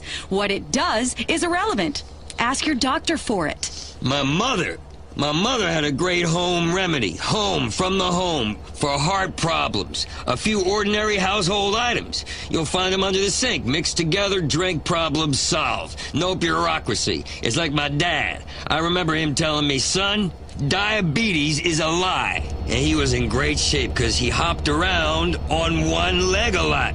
Lemons to lemonade. Okay, I understand what you're saying. Now, but some people say, and when I say some people, I mean our producers, some people say, why are HMOs making record profits while our economy is in recession? And why are the people paying more for health care than any other country? What do you want us to do? Go out of business? Listen, it's easy. Invest. Then when our share prices go up because of the, listen to this bit, responsible way. Yes, responsible way we have run our business, including sensible maintaining of lots of friends on Capitol Hill, you'll see the upside. And you want to complain because we're doing so well? What's your problem? You're still alive to moan and groan about how horrible our healthcare is. Exactly. Pharmaceutical company profits aren't the problem. They're the solution. We need that money to fly doctors to golf retreats in the Caribbean. Oh, man. We are literally saving communities out there. In the old days, it was all about fishing and smoking pot, but now it's all about golf courses and other cultural things like that. All because of the money that has moved into healthcare. Do you know how much a lab monkey costs? And you end up stoning them to the tits on exciting new breakthroughs in medical science so much that they drop like flies left and right from the sheer joy. Progress ain't cheap, and you worry about costs? Leeches cure erectile dysfunction. I use them all the time. Okay, another good point by Mr. Mason, but let's get to our next topic. Should we go natural in our healthcare? Definitely. And we're happy to cover everything as long as you reach your $10,000 deductible. Isn't that great? We cover all the expenses after you've spent $10,000. We are saving you money. Sorry. I guess your pills ain't working, lady. Well, you know, let me tell you, the fact is, and it's a fact, drugs are killing us, man. You people are heading towards the dark ages. Up until the 1950s, this country was sick, diseased with worry. We helped usher in change with drugs perfect for an America coping with anxiety due to the civil rights movement. You guys want to take us back to home medicine? Please. You will kill people with your nonsense. The fact is, the only thing that makes people better is drugs. Not hokum pokum, not shitting in a bag and sleeping with my dad. Narcotics are what matters. Drugs. They work. Trust me. I've been on them for years. What works? Drugs are hokum pokum. That's hokum pokum. I'm telling you the truth. No one knows what officially is hokum pokum, and that's a fact. What works is a fully integrated spreadsheet pyramid with diagnostics at the center and patient recovery being at the top, which it always is with us here at Copay Insurance. What matters is holistics and getting well from psilocybin colonics. Does he have like a translator or something? Because I understand every fifth word he's saying. He's talking about holistics. Oh. Holistics, man. Drilling holes. It's an ancient form of medicine. If you had a headache, people run over to you and start drilling a hole in your head. If you had a heartburn, they drill a hole in your heart. If you practiced witchcraft, they drown you or burn you just to check. It worked for centuries. I think he's talking more to himself. Parrot, rabbit talk about, oh, I want to make this much this year off a person who can't breathe right. Oh, I want to make that much off this doctor who is ignoring the world. Okay, thank you, mate. Playing golf. You are giving me a headache. Good. I can cure that. Come here. What are you doing, Mr. Mason? Come here. I'm getting... Get the fuck away from me, you smelly creep. No, this won't hurt a bit. My dad showed me. Come here. Okay, come on, Mr. Mason. No, the Just drill chill bit's out. clean, Let's damn put it. down the drill. Let's think about Reiki or something. What the hell are you talking about? Please stop. Oh, you calm the fuck down or the pitch bitch gets it. Please, That's enough, Mr. I'm a Mason. good person. You ain't no good person. You ain't even a person, man. I've got some free samples. Yeah, that's all you are is a vending machine of samples. Just don't trepanate me, please. I'll pay you. Man, you think I want your goddamn blood money? I'm gonna free mankind of drugs that cost money. No. Or that you can't grow or fund on shit. No! Okay. No, Okay, listen to what now I'm calm saying. down. I It's think you. we've had enough. It's you're time the to be insurance guy. One of you gets drilled. I ain't taking no for an answer. Please leave me out of this. She's the one with the headache. I respect alternative therapies. They give false hope. Are you kidding? I'm gonna drill the smugness right out of your That's third good. eye. Hey, Impossible. Drill him. He's let kids die. He refused a little girl a liver transplant. Nonsense. Oh, right, you're the She one, was you're the too one. risky to save. Nonsense. She was too risky to save. Risky for third quarter Too earnings. risky to save. Drill her. She kept AIDS drugs out of the hands of poor people so I'm that her telling you. CEO could buy a plane. No, that's a lie. drill you. No, that's No, a that's lie. you. It was a boat, not a plane. It's a planes, boats, No, corporations, drill him. Keep next drilling. guys. All I'm through the drilling you so paperwork. the stark smoke comes floating out of your skull and the demons that been controlling your life comes out of your skull. You think I'm messing around? I know you're not messing around. I tell you what, Mr. Mason, just drill them both, please. But just hurry up, because that's about all the time we have for folks this week on the pacemaker. Don't drill it. No, okay, that's enough. Oh, that's a geyser! A geyser of blood! Yeah, geyser, more blood. And now for the seance. Hello, my name's Beatrix Fontaine from Hungary. In a past life we were lovers, but then you already knew that, yes? Welcome to this seance. Believe, it's real. Everything you know is a lie, and the things you don't know are all true. Confused? Confusion is the same thing as knowledge, if you look at it backwards. This is the space-time continuum. I want you to be honest with yourself, just yourself and me. Was there ever a time you really wanted something and it didn't work out quite as you imagined? Or have you ever been in a relationship or professional situation that did not work out perfectly?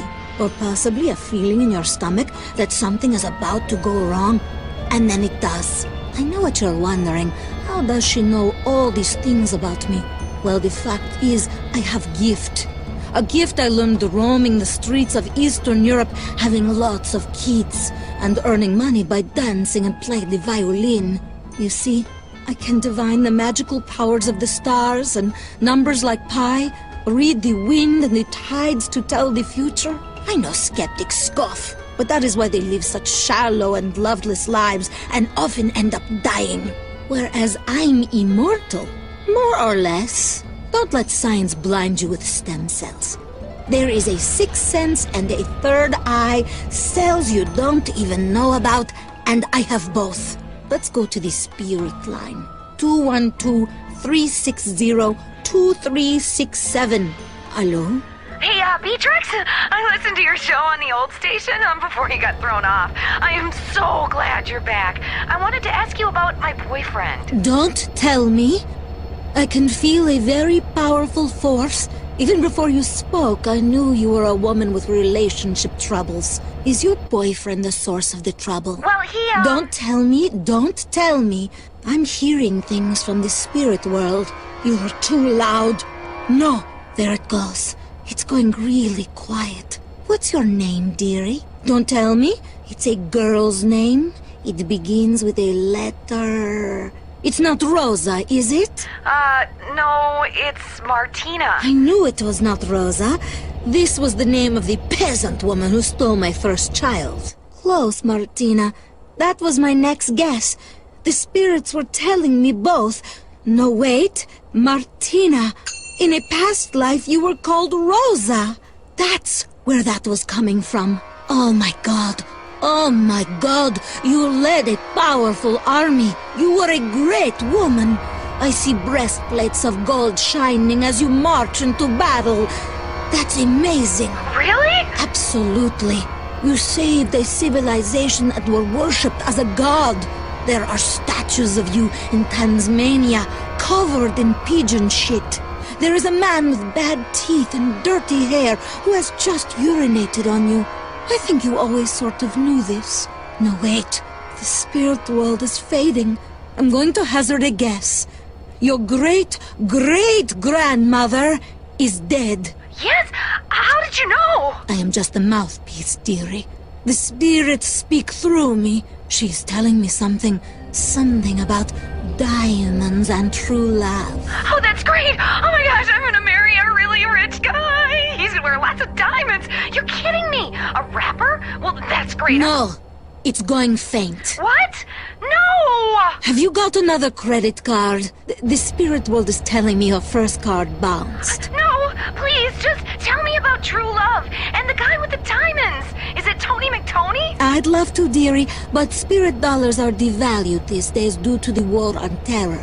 Besides, immortal worlds need to earn some paper. Okay, it's Lisa, 4135-9808-5665-1234.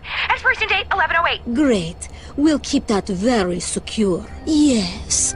The ghost world is telling me that's approved for up to $500. Now, $500 sounds like a lot of money, but apparently this true love guy has a lot of diamonds. I doubt 500 means a lot to him, or to you, once you meet him and fall in love. No, it doesn't mean anything. Spend the lot, go for it. How do I meet him? Wait, I'm getting something. You will meet him online. You should join an online dating service. Sleep with many men. Therein lies your prince. That's great. Well, but what about my current boyfriend? He's not for you. His name? Albert? No, it's Richard. Yes, you're right. Thank you. He had a brother called Albert. A brother he doesn't know about. This explains why his life will be marred by failure. Oh, that's horrible. How can you tell? That's all we've got time for, dearie. What? No.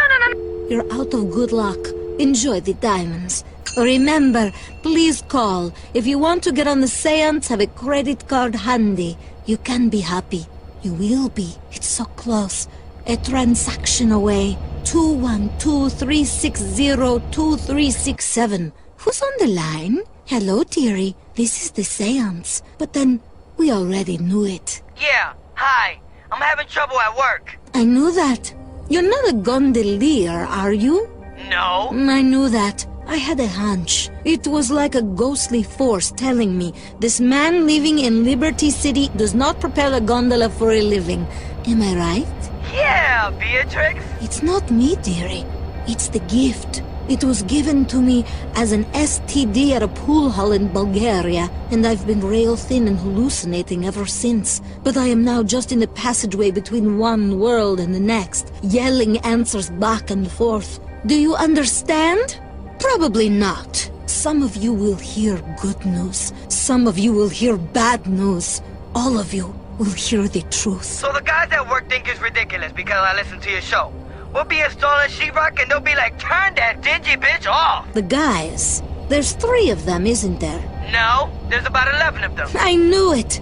To ancient Egyptians, the number 3 was the number 11. In the same way as the French word for spirit also means avocado. Did you know that? No, I don't quite understand. I really have never been to Egypt or France. Please, don't bring science into it. Doubters doubt everything. Personally, I'd rather know. Which would you rather be, Bob? It is Bob, isn't it? No, it's Michael. Exactly. That was a trick question. You were named after Saint Michael. No, I was named after my uncle who died, Uncle Mike. I'm talking to him right now, Michael. He's visiting from the spirit world. He was a saint. He's telling me he's very proud of you. He's saying you're a great and powerful man, only you don't know it yet. He's saying the struggles you are going through at work are exactly the same struggles he went through when fighting the Moors. Uncle Mike fought the Moors? I thought he was in construction. He was a bit racist. He was, you're right. But before he was in construction, he fought the Moors on horseback. Wow! He rode a horse? But I thought Uncle Mike died of a heart attack real young because he was real fat. That's what you were told, Michael, to protect you from the truth. He and your mother loved each other very much. And you are the result of a very unique family union and bond that people don't talk about. Wait, your uncle is telling me something. Wait. He's telling me you're the chosen one. Oh, wow. Yes, and he's telling me you've got a great quest. Only he doesn't know what it is yet. He's telling me you should call my premium rate number every day until we can find out what it is. He's telling me it's very important you do this every day. Will you do that, Michael? Well... Michael, it's very important. He's telling me the future of the world depends on it. Wow! This is incredible! I'm just the vehicle. The cosmic bus. Like the buses on the dirty roads of Bulgaria, where you can lay in the road and brain tourists. It's your life, Michael. Live it. If you take one thing away, take that. It's important.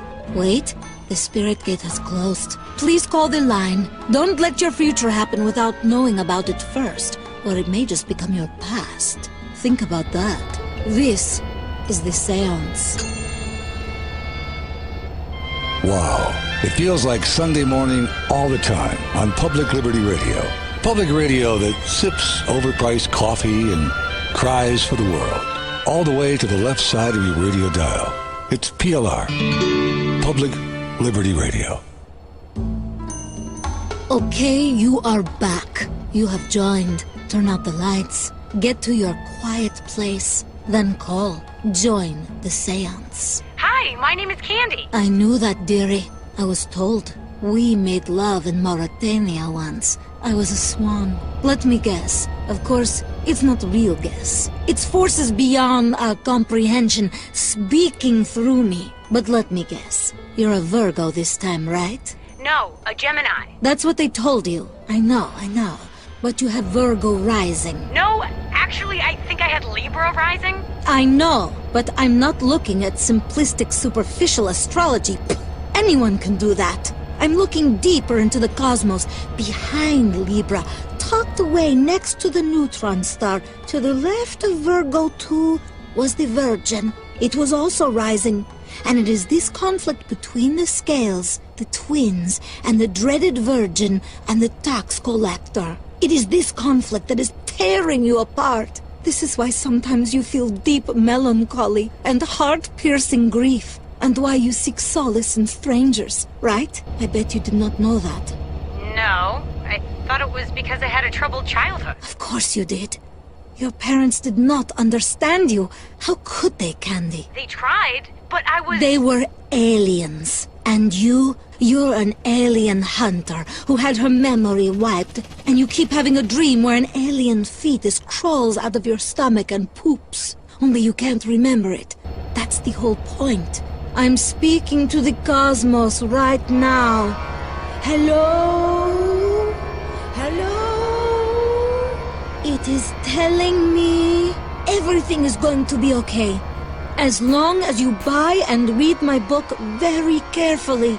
Will you do that? Sure. But wait. Nothing. Rather than waste decades into training and meditating to speak to the other side, you can now take a shortcut right out of your online bank account. Hold on. It's telling me something. It's telling your luck will change if you spread knowledge. Buy 20 copies of my book. It's a clear message I'm getting from the depths of a different dimension. Will you do that? I'm sorry. We must have a bad connection. Interference with the spirit world happens. Are you ready to descend into the realms of Hades? I was there this morning. I have studied everything. Greece, Cyprus, Lipari, ancient religions, chaotic pasts, sex magic where you strangle the person afterwards. Fantastic! It answers really important questions. The number is 212-360-2367. Hello, line 4. You have 5 minutes. The meter is running. Yeah, Beatrix Fontaine? Tell me why I should have to pay for advice. It's insulting. If you've got a gift, you should share it for free. My. You've become quite a little firebrand since running that tavern in Krakow 500 years ago. Really? Wait, tell me. Yes, you're in the tavern. It is in Krakow. Yes, I am seeing it happen. You're wiping the bar with a rag and... Do you remember a fat man? I don't know. You and the fat man are having an argument in the tavern. Oh no! A woman leaves quickly, shouting. I'm seeing it very vividly as if it were happening right in front of me. He's screaming. You're screaming. I hate you. I hate you. It's in Polish, but the spirit world has translated it for me. Have you ever hated someone? Yeah. I knew this like the hand of my back. You have loved someone you hated. You have conflicting feelings. Oh no. You are holding the man in a headlock. You are enraged. Fucking A! Am I gonna kill him? You are about to smash his head on the bar. Awesome! What next? Now you are holding his head in your hands. Now you are kissing him. What? Yes, you are kissing him with the tongue now. He is grabbing your long hair, shoving his tongue deep inside your mouth. You are really enjoying this. The passion is exploding. Your hand is reaching for his groin. Oh, God! No way! No fucking way! The abyss does not lie. Now he has his hand down your trousers. You are very engorged. You have done this before. You know it is wrong, but you cannot help yourself. Oh my God, no! Oh yes. You are about to take it from the big man now. Ugh, oh my goodness. Oh my goodness. I must turn the spirit world off. You have a girlfriend? Yes I do. Oh, shit! This is awful! This, of course, I know. I ask the questions to eat up time. Listen, you will break up with her tonight.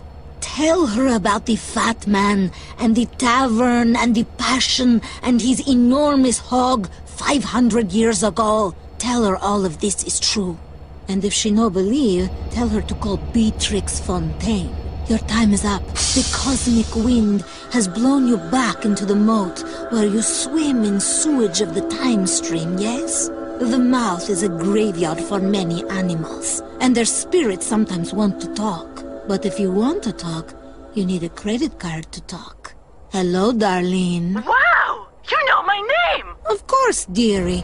I have a connection. I dial up, authenticate with the spirit world, and spirit dollars go into the account. Then they go to an offshore spirit world where it's always warm. Wait, I am seeing 2 eyes. You had a teddy bear or a doll or a toy or something when you were younger? It meant a lot to you, yes? No, yes, a teddy bear. I quite liked it. You carried this teddy bear around to show people where the bad woman touched you. I don't think so. No, you don't think so because you are living a terrible lie. Even you do not know. This is because you are a man. You are a man, and inside your spirit is very upset that you were circumcised, and you have been trying to go back to that day. This is absurd. I'm not a man. I have breasts. You are self-conscious about these breasts? Well, yeah. You see? You now see because I see. This is not absurd. It is absurd because it has not happened yet. Is tomorrow absurd? Do not scoff at the future. It will be your past today, not tomorrow. You will be a man. I want you to enter an altered state tonight, and all will begin to come into focus. Go to a biker bar, take some ecstasy, and all will become clear. Do not doubt me. I am licensed. But I wanted to ask about my baby and the... Ah, I'm sorry. The spirit world is growing dark. Whether you are a child of the night or running in a nocturnal circle, or even if men are around you in a circle right now, remember, I can read minds. I know you want to call me. The price is irrelevant. What is the price of knowing the future, of understanding the past? Priceless. Sometimes telling your fortune will cost a fortune. This is Beatrix Fontaine, gifted mystic with a special gift. Blessings to you. See you in the spirit world or online at beatrixfontaine.com. Bye-bye.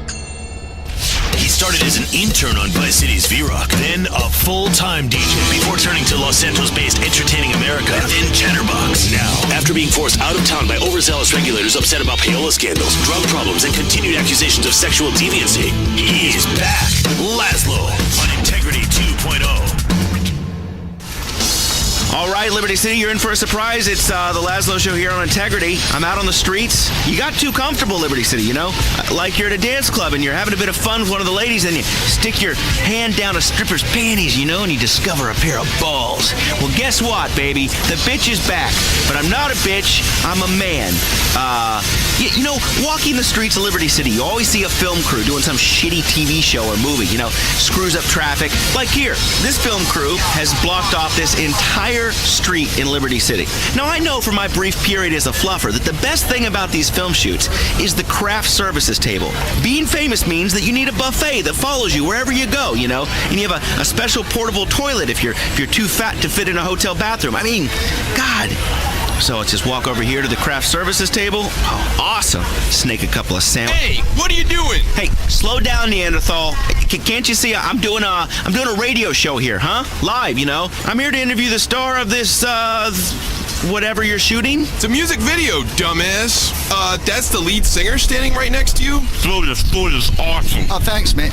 Hey, you're Laszlo, aren't you? I met you backstage at the Lovefish show. Oh, yeah, man. I was always backstage at the... We're snogging that guy. Totally sucking face. Whoa. Hey, that wasn't a guy, all right? She just looked like a guy. Yeah, and besides, you know, in the 80s, all the guys look like chicks. Yeah, mate. Are you still incontinent? Dude, look, that was totally a misunderstanding, okay? I was really drunk. I don't think that was urine anyway. Because see, I have this move, you know, when I'm at dinner or at a party with a really hot chick, I pretend to spill something on my jeans, you know? And then I can rub one out right in front of her and she thinks I'm trying to get a stain out. It's awesome. Hey, what's your video about? Oh, it's fan-dabby-dozy. I'm finally going to sing something meaningful all about rain and how your soul gets wet too, and how bitches just want to make you shoot up a load of smack.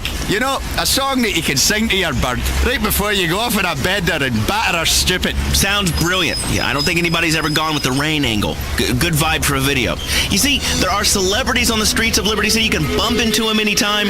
These are the kind of encounters that Liberty City's all about, you know, where a man lies under a rain machine, you know, singing about a soggy soul, and a bunch of unionized assholes move around apple boxes. So this is the Laszlo Show on Integrity. We're going to take a quick break. We'll be back right after this. Last night I think I shit the bed. Got so drunk I gave a dude head. Life is just a merciful blur when you pop a piss wasser. Piss wasser, don't drink it slow. 3 a.m. buy some low. Sleep in the bathroom on the floor. What really matters anymore? All the crap you do all day. Who fucking cares? Anyway, it's water, this is beer. Drive drunk off of beer. Piss water, drink all day. It helps your troubles go away, yeah. Piss water, cheap German lager for export only. What is integrity in broadcasting today? Cookie-cutter monotony, overseen by hand-wringing lawyers, irrelevant executive, paranoid consultants, and greedy fund managers and stockbrokers. Now, radio finally has integrity. All right, you're listening to The Laszlo Show, only on Integrity. We're broadcasting live from the streets of Liberty City. Nobody does live radio anymore. Nobody, apart from me. I'm your host, Laszlo. I gotta tell you, it's been a long time, Liberty City. Too long for both of us. Kind of had a dry spell there, you know. Liberty City's like a woman, you know. You love her, you hate her, you come crawling back to her so she can step on your dreams. But I do love the women here, you know. The chicks in Liberty City have higher expectations than the slobs in Vice City, and they're not as paranoid about you slipping in some GHB to their drink. This is the media event of the century because I'm bringing radio back to the people. It's Radio 2.0. It's the future. You know, you don't listen with your ears, you listen with your soul. We're going to be doing a radio show and a podcast about a radio show and a blog that's about the podcast that's about the radio show. It's media intermingling, like one of those magazine ads that have all different ethnicities. You know, I'm getting under the city's skin, you know, into the fatty layer with the warm pillow of a gunt to rest your head on. You look up and you go, where's my dignity? With this radio show, I'm making a difference. And it's all in association with our sponsor, Zit, because we can spot the song you're looking for. You're listening to the radio, you hear a song, call Zit, 948-555-0100. Yeah, that's right, I'm walking the streets doing a show. This is live, people, huh? This is radio. Can you keep your voice down? You're talking too loud. Hey, easy, honey. I'm on the radio. Who cares what this is? Shut up. Yeah? Can you wear a bag over your head? You're ugly. Go play some Sudoku and die peeing on yourself. You don't talk to the media like that. This is radio, in association with my mega awesome sponsor, Zit. This is about people taking the city back from the media barons. I'm literally walking the streets of Liberty City, interviewing people, getting questions answered, you know, discovering why people want to live in a crime-infested, overpriced dump without trees. Excuse me, sir, can I speak to you for a minute? What do you want? Well, I want you to... Hey, I'm not like that. I'm not a knob goblin. Hey, listen, easy, okay? You're not my type. I prefer, you know, unconscious chicks or MILFs with stretch marks. Besides, listen, dude, I'm famous. Do you want to be famous? No way. I don't want the paparazzi taking pictures of me naked doing coke. Sorry, bro, you're a little too late. You just made radio history. You're the very first guest on Integrity 2.0. This is history, my friend. The Laszlo Show here, making media history, like when they shot the president on that episode of 72. Oh, I've been up for 3 days. I'm really moody. I'm trying to fight terrorism. You know, how come nobody on TV goes to the bathroom? What are you talking about? Have you been drinking? Yeah, a little. But listen, quiet, okay? I'm talking. Let the host talk. People will remember this show. They'll remember this time because, you know, I'm finally reinventing radio. I'm like Laszlo Marconi, you know? I've tried blogging, porn. I've tried Vinewood, glory holes, facefuls of pills. But screw that. You know, I'm not about dependency anymore. It's finally about me, you know? I mean, because I'm a good-looking guy. I got a six-pack, huh? Look at that, huh? Oh, dude, don't show me your stomach. That's disgusting. Hey, come back here. I'll show you my glutes. Now leave me alone. Come on, you made history. Go away. You're like the John Wilkes Booth of radio. What is wrong with the people of Liberty City, you know? Don't they want to be famous? Excuse me, madam. Look, listen, you're live on the radio. Have you got anything to say? What? Oh my God. Take your time, honey. This is the reality of live entertainment. Like when I put on a fat suit and go and feel up tourists. You know, or that thing that got me indicted. Are you finally ready? What are you talking about? No, it's okay. Take your time. No problem. You know, imagine you're a stud about to impregnate a prize racehorse, you know? I'm kind of like the Seabiscuit of radio. Did you just call me a horse? Not really, but now that you mention it, I'm just getting metaphorical in sort of an equestrian sense, you know? You know, because I've written fantastic poetry, you know? I bet you look at me and you're thinking, wow, what a guy, you know? How can I coax this filly into a moral congress? Can this man make a video with a horse? You know, lust. It's an idea, you know, like freedom, like girls with leg braces falling downstairs, like dark matter, you know? Like shaking it when you're done at the urinal, but it doesn't really help. So tell me, what's on your mind here in Liberty City? Yeah, oh my God, am I on the radio? Do you not realize that? This is a microphone, stupid. Oh my God, you're an asshole. No, actually, I'm a DJ, but I don't spin records. You know, I spin words into minds. Let's go over here to this guy sitting there, you know, eating lunch outside. What do you think is the problem with this city? The problem with this city? Man, look around you. Look at these women. Look at these skirts. Look what they're wearing. They wear these things and they don't want you to touch them. All of a sudden, a cop is after you. All of a sudden, their boyfriends are coming after you. Why? You want to show me parts of your body? I want to touch them.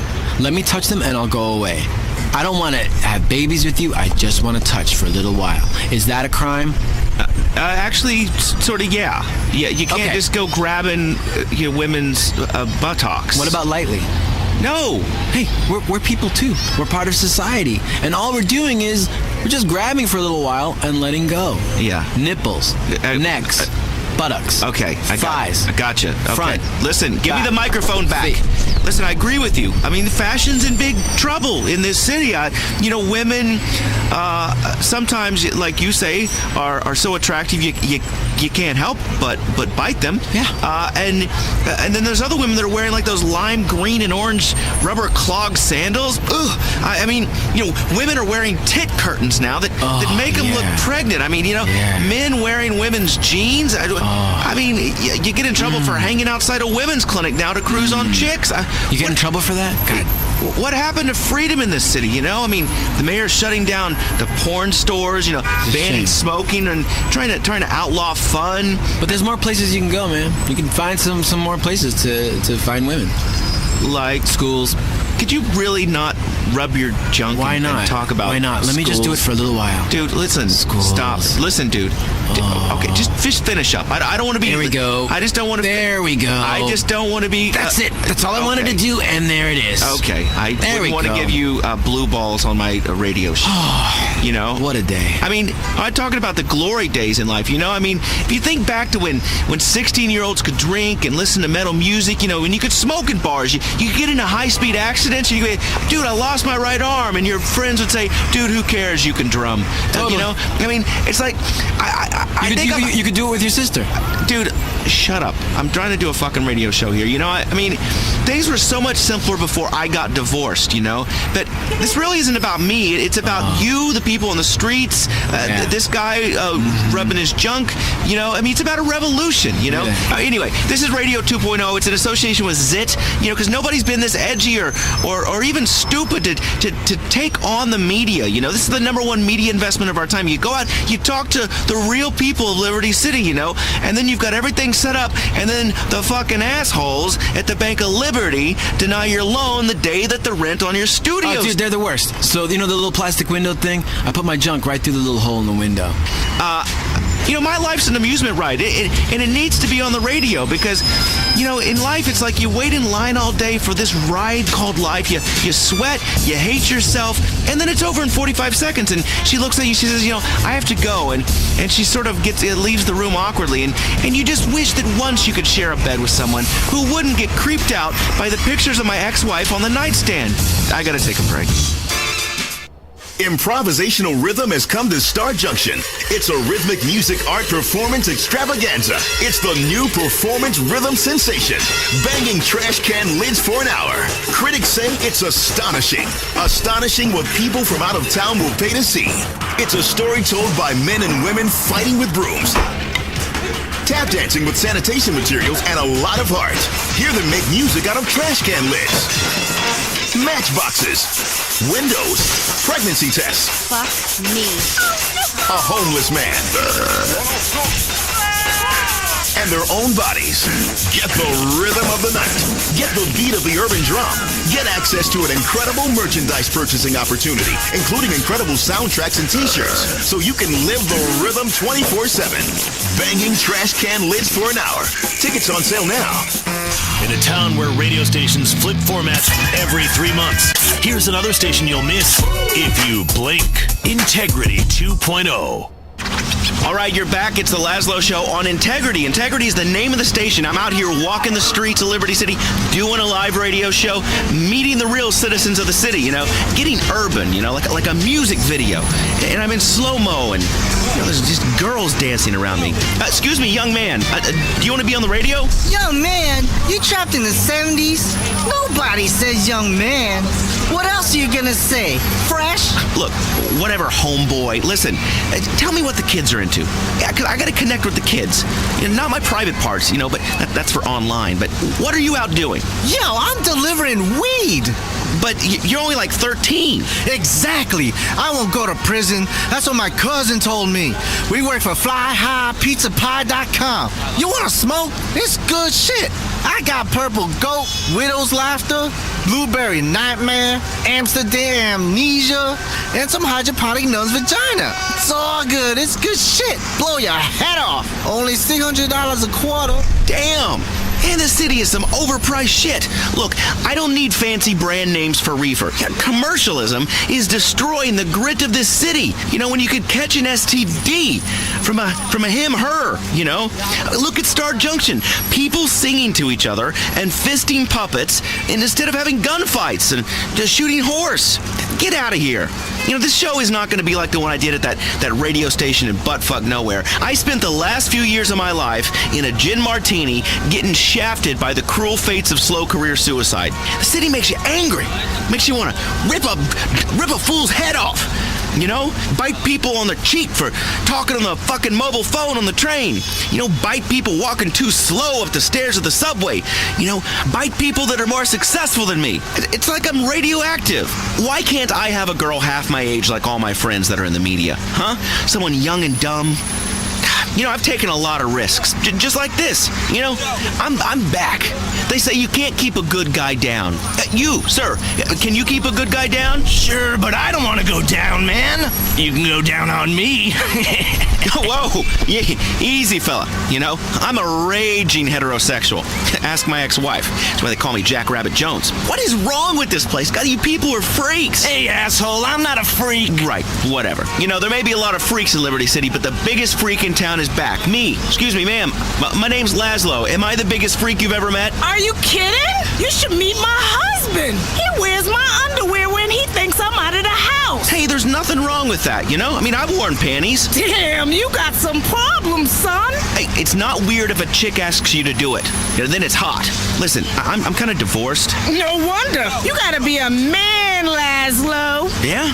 Listen, are you and your husband up for maybe some webcam action? You know, you could pay to watch me dance online. I can do like the windmill nude. Break dancing? Are you kidding? Get away from me, please. Fine. You know, you probably don't even have a blog. Maybe it's this mustache and my sexually suggestive t-shirt that freaks people out. You know, I'm just trying to do a radio show. But actually, that's what's great about Liberty City. You know, you spend $200 on a vintage t-shirt, you wear $500 designer hip-hop pants and limited edition neon high tops that some teenager scribbled on with a marker, and you're on the cusp of fashion. At least that's what everyone tells me. This mustache once got me laid. Yeah, you know, she was a slow girl, kind of deaf in one ear, but man, you know, you give her $10, she was yours in an alley for 10 minutes. Love to eat pennies, that girl. Excuse me, sir. Hey, I'm doing a radio show here. It's kind of like a social networking site where nobody cares about you or your stupid profile. Let me ask you, what's your favorite website? I like the top 3 or the top 1. It depends on which one you want to go by, but which chart is. I can't stop checking out electrictit.com. I mean, there's this one thing where there's teenagers lip syncing with a viral video. Yeah, and there's a whole bunch of them that are like teenagers and they're lip syncing the songs in their bedroom, and it's like a high school talent show. But I can't get arrested. It's streaming audio. Isn't that where it's there's streaming photos. There's a cup and there's 2 girls and. Yeah. But there's a back door you could take. Listen, I don't need to hear about your back door. I'm trying to do a radio show. All right. Oh, so you do a radio show? Yes, I'm streaming online. Is it streaming online? Listen, all I know is this internet is seriously cutting into my radio career because I got to tell you, the MP3, please, nobody's going to be talking about MP3s. Okay, I'm going to show you. Radio is coming back because it's Laszlo. Back. Yes, it's Laszlo 2.0. I'm out here on the street. No, dude, this is some edgy shit. No, it's not edgy shit. It's not edgy shit at all. Dude, it's not. It's the radio. I want to download it. It's the radio. Streaming radio. Listen, I want to start my own clothing line. Can you help me with the website? Virtual or real? Yeah, real. You know, I want to sell like bowling shirts, karate uniforms, like trainers, cock How much socks. memory do you have? How much memory? I don't know. I just want a website where you can buy Laszlo stuff. You know, how much memory? What are the gigs? I don't know. Listen, I'll tell you what I need. I need stuff. A lot of my fans. Do you have an external hard drive? No. A lot of my fans like huff gasoline. They watch professional wrestling. You know, they want to be able to put on a Laszlo shirt and knock kids off of bicycles. You know, and that was rock and roll in Vice City in the 80s. I mean, that was rock and roll. And then my career hit the skids, and I'm stuck doing this and talking to you with your horn-rimmed glasses, and you've never seen a vagina. And what I've seen many vaginas. What has happened to me? Listen, let's go. I'm going to go talk to this chick over here. Excuse me. Me too. Lady? Now leave her alone. Leave her alone. How are you? What's your URL? Leave her alone. How much memory do you have? Excuse me, ma'am. What do you want? I'm doing a radio show. Nobody listens to the radio anymore. Give me a break. We have the internet. You ever heard of it? Now leave me alone. I'm trying to send a text message. I'm trying to send a text message. LOL. Listen, I'm doing Radio 2.0. You know, radio's been around for a long time. This is like real-time MP3. Whatever. If I can't send emoticons through it, I'm not interested. If you get really drunk and pretend that your face is a punctuation mark, you can really get to the bottom of life's gripping questions. Okay. Whatever, old man. Oh, man. You'll never get to experience the 80s, except for one of those stupid clip shows on MeTV where washed-up comedians make snarky comments. You know, I may be bitter and divorced, but I plan on getting a sports car, you know, and figuring out how to play online games, and banging chicks like you, and then dropping you back off at school. You know what? Nobody likes your breasts. You know that? Huh? When I was massively famous in the 80s, you know, launching my radio career, there was this weird performance art about robots, and a very bizarre man theorized that one day, DJs would be replaced by robots, and that a machine would pick the music and hold humans in slavery, walking around with their portable devil DJ machines. And here we are in Liberty City, and the world is oblivious. They've got headphones on. But I'm here doing this, trying to get people to listen to the radio, to rise up, because they're all controlled by robots. Speaking of robots, let's take a quick break. This is the Laszlo Show on Integrity. Is your best friend a terrorist?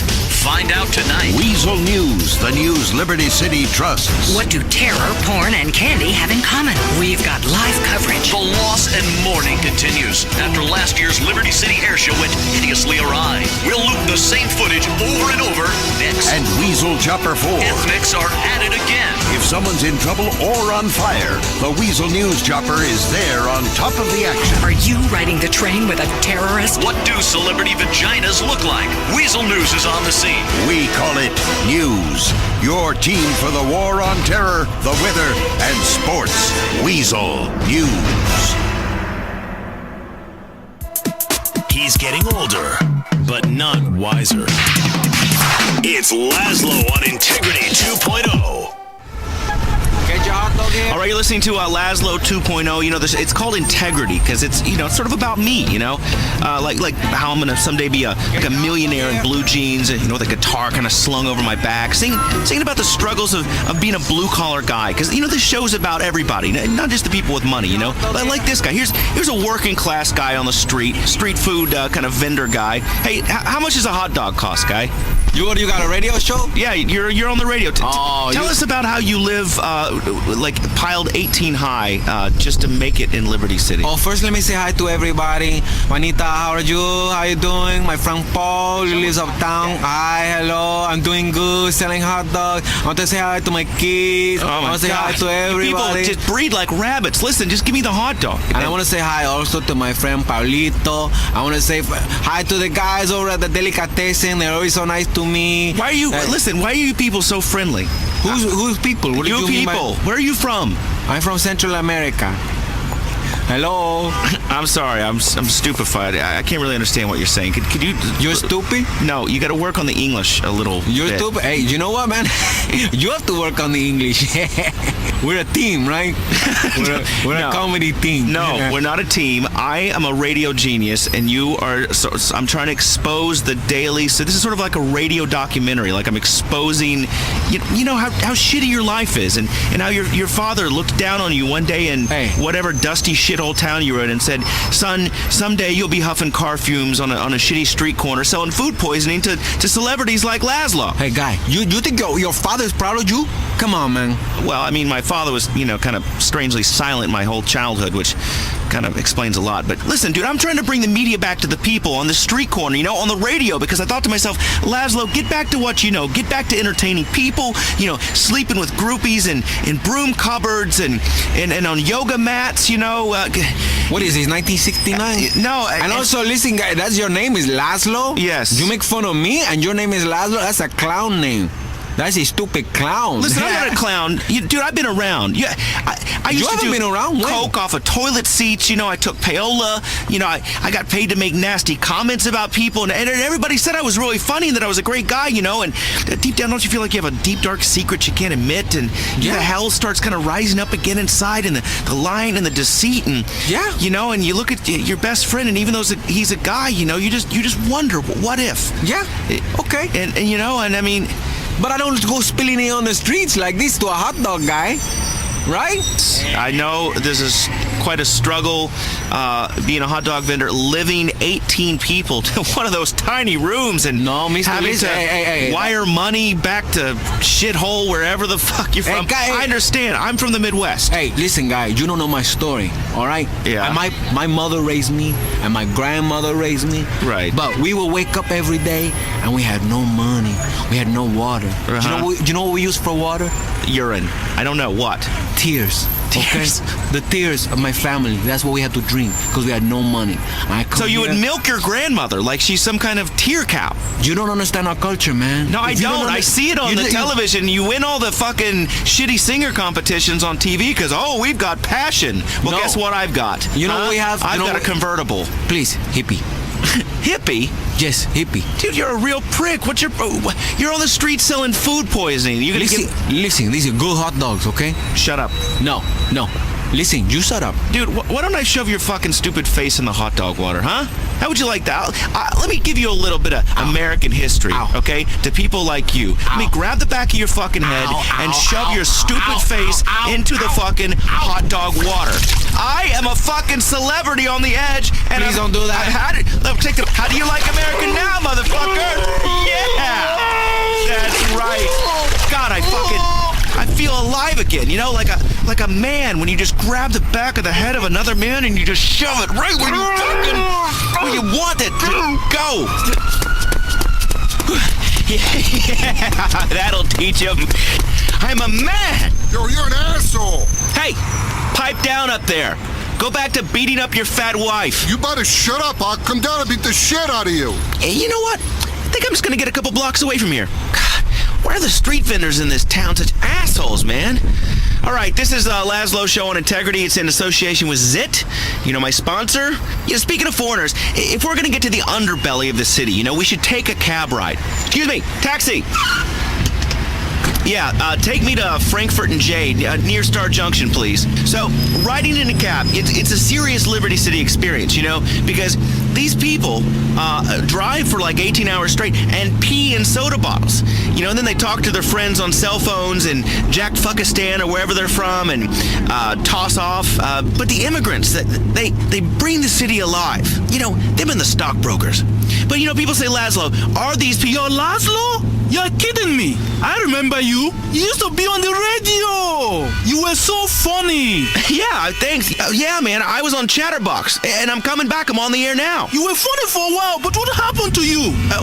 What do you mean? You turned into an annoying creep. All you talk about is how many women you sleep with. You don't look like you've had any women. Please, okay, this mustache, a lot of girls have ridden these handlebars, huh? Since my divorce. Nobody wants to hear about your problems. Hey, dude, that's show business, okay? It's about reality these days, not entertainment, okay? Because I gotta tell you, once you've flown first class, it sucks to take the bus again. That's why I got all these addictions. Bring back that vegetarian guy. That was funny. Don't tell me how to do my show, but I spit in your cab. Get out of my cab. I don't want washed up celebrities in my cab. Washed up? Dude, I'm doing a new show. See you in hell, buddy. See you later, Laszlo. All right, this is the Laszlo Show. The station is called Integrity. I should mention that we're sponsored by Zit. We're going to take a quick break. This is the Laszlo Show on Integrity. He's still a dork. And people keep giving him jobs. Maybe they feel sorry for him. He's that wisecracking doofus, Laszlo, only on Integrity. WKTT. Because the battle for America begins here. WKTT 1066. We know the truth. The #1 conservative talk show in America. He's America's anchorman. The conservative captain of the good ship Freedom Isn't Free, proving we can shout down any dissenting voices. It's the Richard Bastian Show. I think more and more people need to stop breastfeeding in public. Absolutely. Breasts are filthy. Cover them up, okay? Don't make me pull out my boot knife and give you a mastectomy. America is too concerned with birth control. We need to be making babies. We need to catch up with the Chinese. I'm with you. We've got to monitor people's email. We got to outlaw all the wrong religions, okay? Because that way we can finally be free in this country. This is the continued pussification of America. It's not okay for men to be hugging each other and crying and talking about their feelings. You know what? I disagree. I say feel, but feel with your fists, all right? Right there, the hammers that God gave you on the end of your arms, okay? Are you with me, Bastion's buddies? And now, here's the man himself, Richard Bastian. All right, thanks for joining me, Bastion's buddies, here and on 1,400 radio stations worldwide. Welcome to the show. Now, today we're talking about family values on the program, and I'll tell you right now, I'm married to 2 women. My wife, my lovely, lovely wife with her beautiful hair and pretty face. The second person I'm married to, America. Now, here's my thing. I won't go down south on either. Why? Because it does not help with populating this great country with real Americans. It's about pleasure, not procreation, and that is pointless. Okay, now if you can't alliterate a real idea, it's too complicated, and I will not blind you with science. Now I know why bigamy is illegal in most states. It's tough. It's tough serving 2 women. In my line of work, you need to be able to sing the national anthem or a spiritual show tune with equal amounts of enthusiasm. But remember, I ain't just whistling Dixie, because nobody likes a whistler or a whistleblower. It's like when you see 2 people kiss in public, or especially ugly people. Good Lord, keep it to yourself, folks, okay? Put the tongues back in their bags. I don't want to see it. You keep traditional values, traditions. There aren't too many of them around anymore, so we better fight for the few we got left. All right, let me tell you, I love my country. I would love to tongue kiss the Statue of Happiness. Just reach my hand underneath that big smock she's wearing and just give her a nice freedom squeeze. Let's go to the phones. You're through to me, Richard Bastian. Hi, Ricky. I'm a Bastion buddy. I've got a problem with what this country's become. Nobody gives a shit about holidays anymore. On Memorial Day, they don't remember the troops.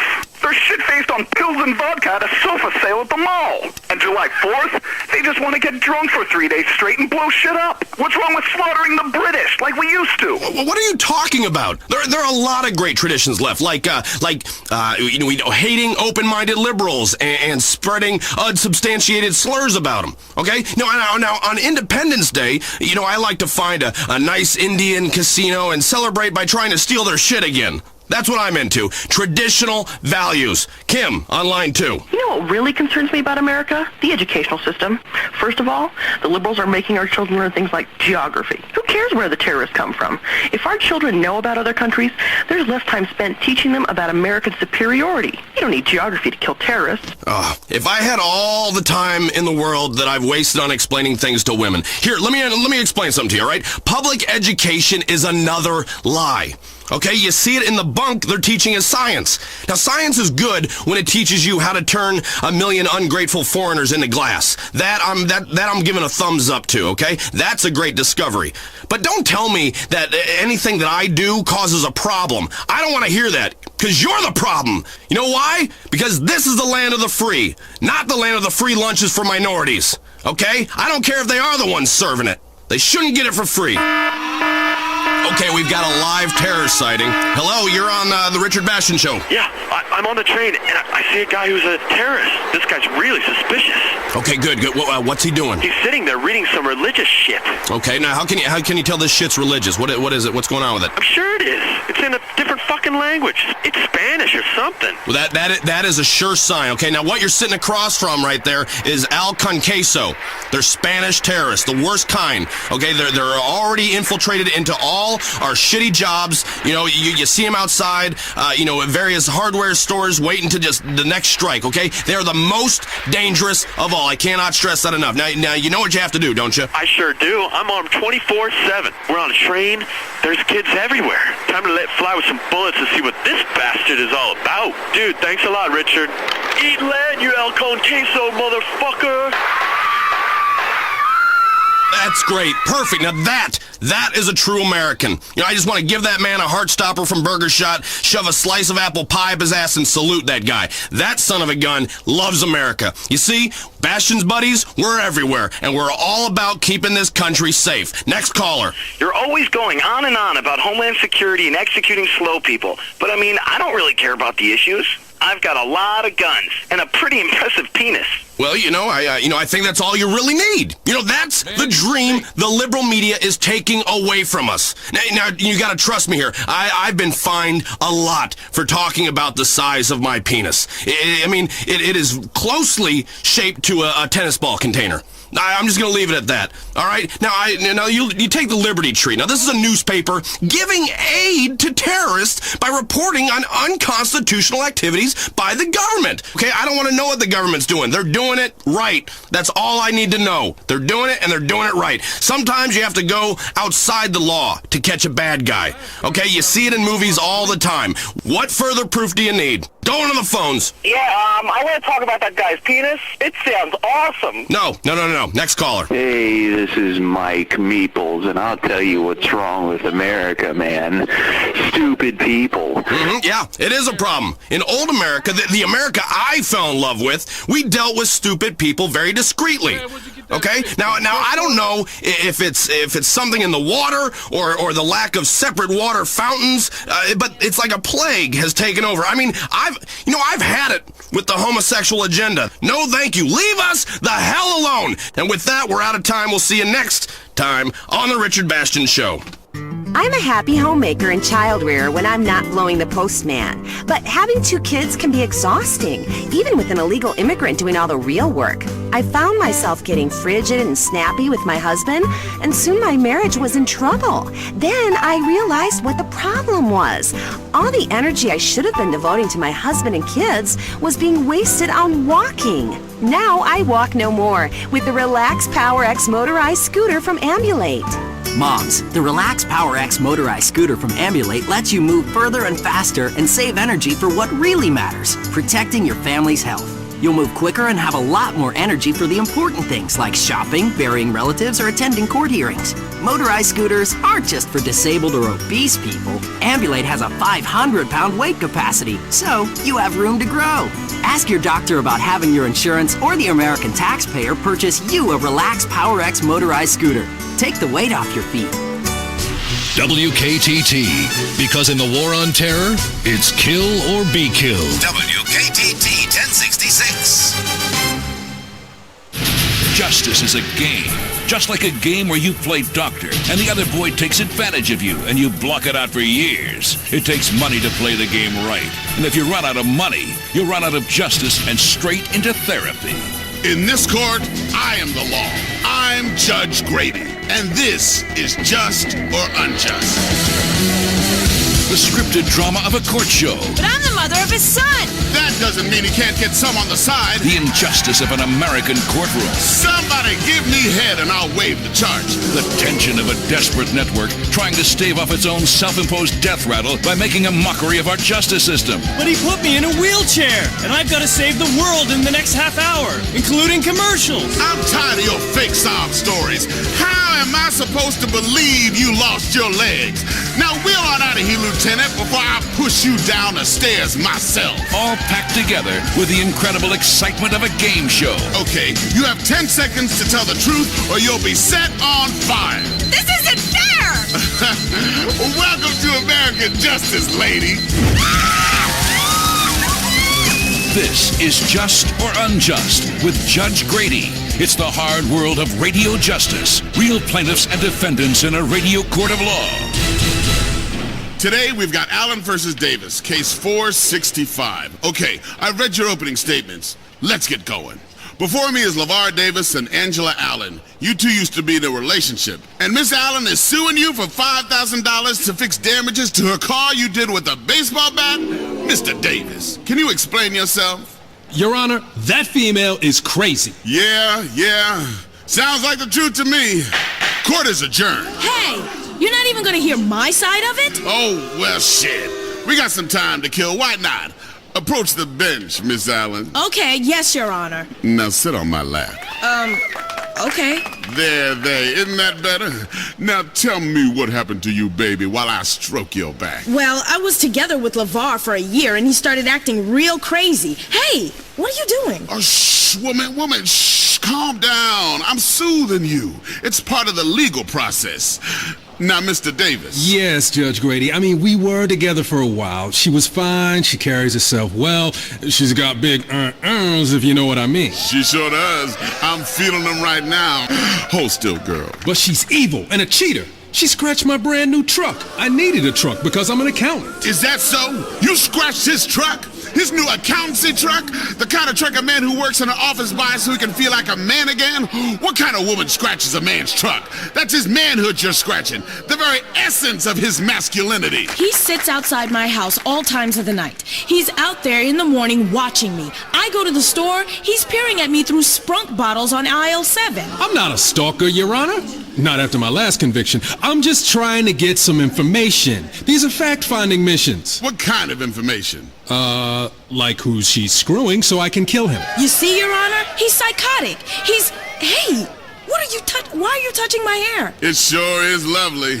So tell me, Mr. Davis, what did you do then? Well, I was really mad about my truck, so I went to my quiet place after my yoga class, meditated, deep breathing, and then I kinda accidentally beat all the windows out of her car with a baseball bat, peed in the front seat, slashed the tires, and took a dump in the air filter. You shit in the air filter? Give it up, my man. That's cold. Yeah, so every time she turns on the air conditioner, her car smells like my shit. That's right. That's ingenuity right there. That's what got us out of the primordial soup and into luxury condos with plasma TVs and robotic dogs. Good going. I like your style. Now see, girl, that's why you are the undisputed weaker sex and we are humiliating you on the radio. Name one woman wrestler who's any good. Name the first woman on the moon. Trick question. Name one woman pro football player. How many women wrote Shakespeare's plays? Answer me. You can't. And you are gonna have to go through life as the weaker sex.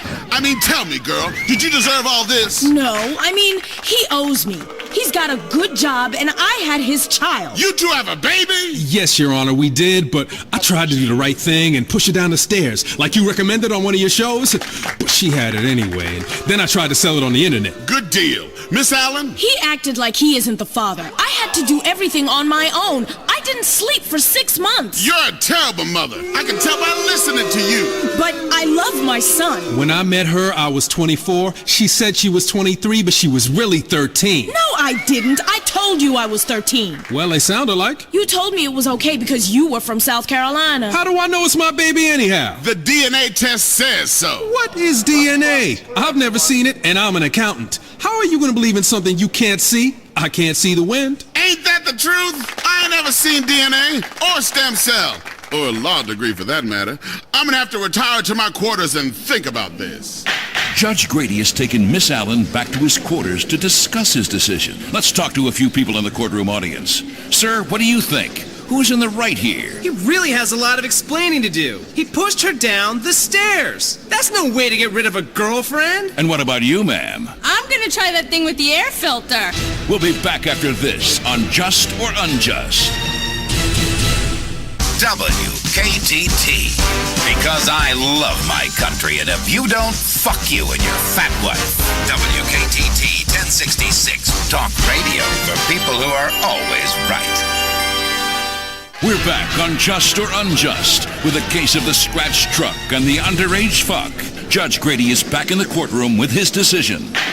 Okay, all rise. Please be seated. Now rise again.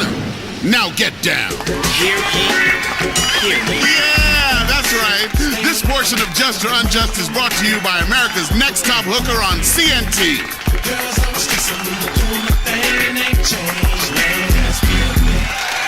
Okay, you know how this works. Courtroom audience names the game. The defendant and the plaintiff have to play it. How should we decide this case? Make them eat glass. Put a box of bees on their head. Cannibalism. Let us eat them both. Gladiator cage. Gladiator cage!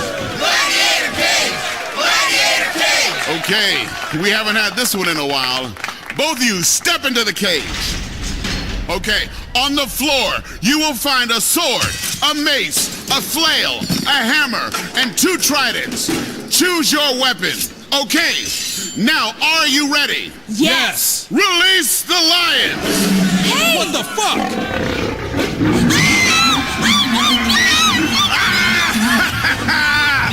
That'll teach you to screw with the man's truck. Damn! That lion ripped off her arm. Dumb bitch, that's what you get. Oh, he's coming after you, Mr. Davis. Nice! By the throat.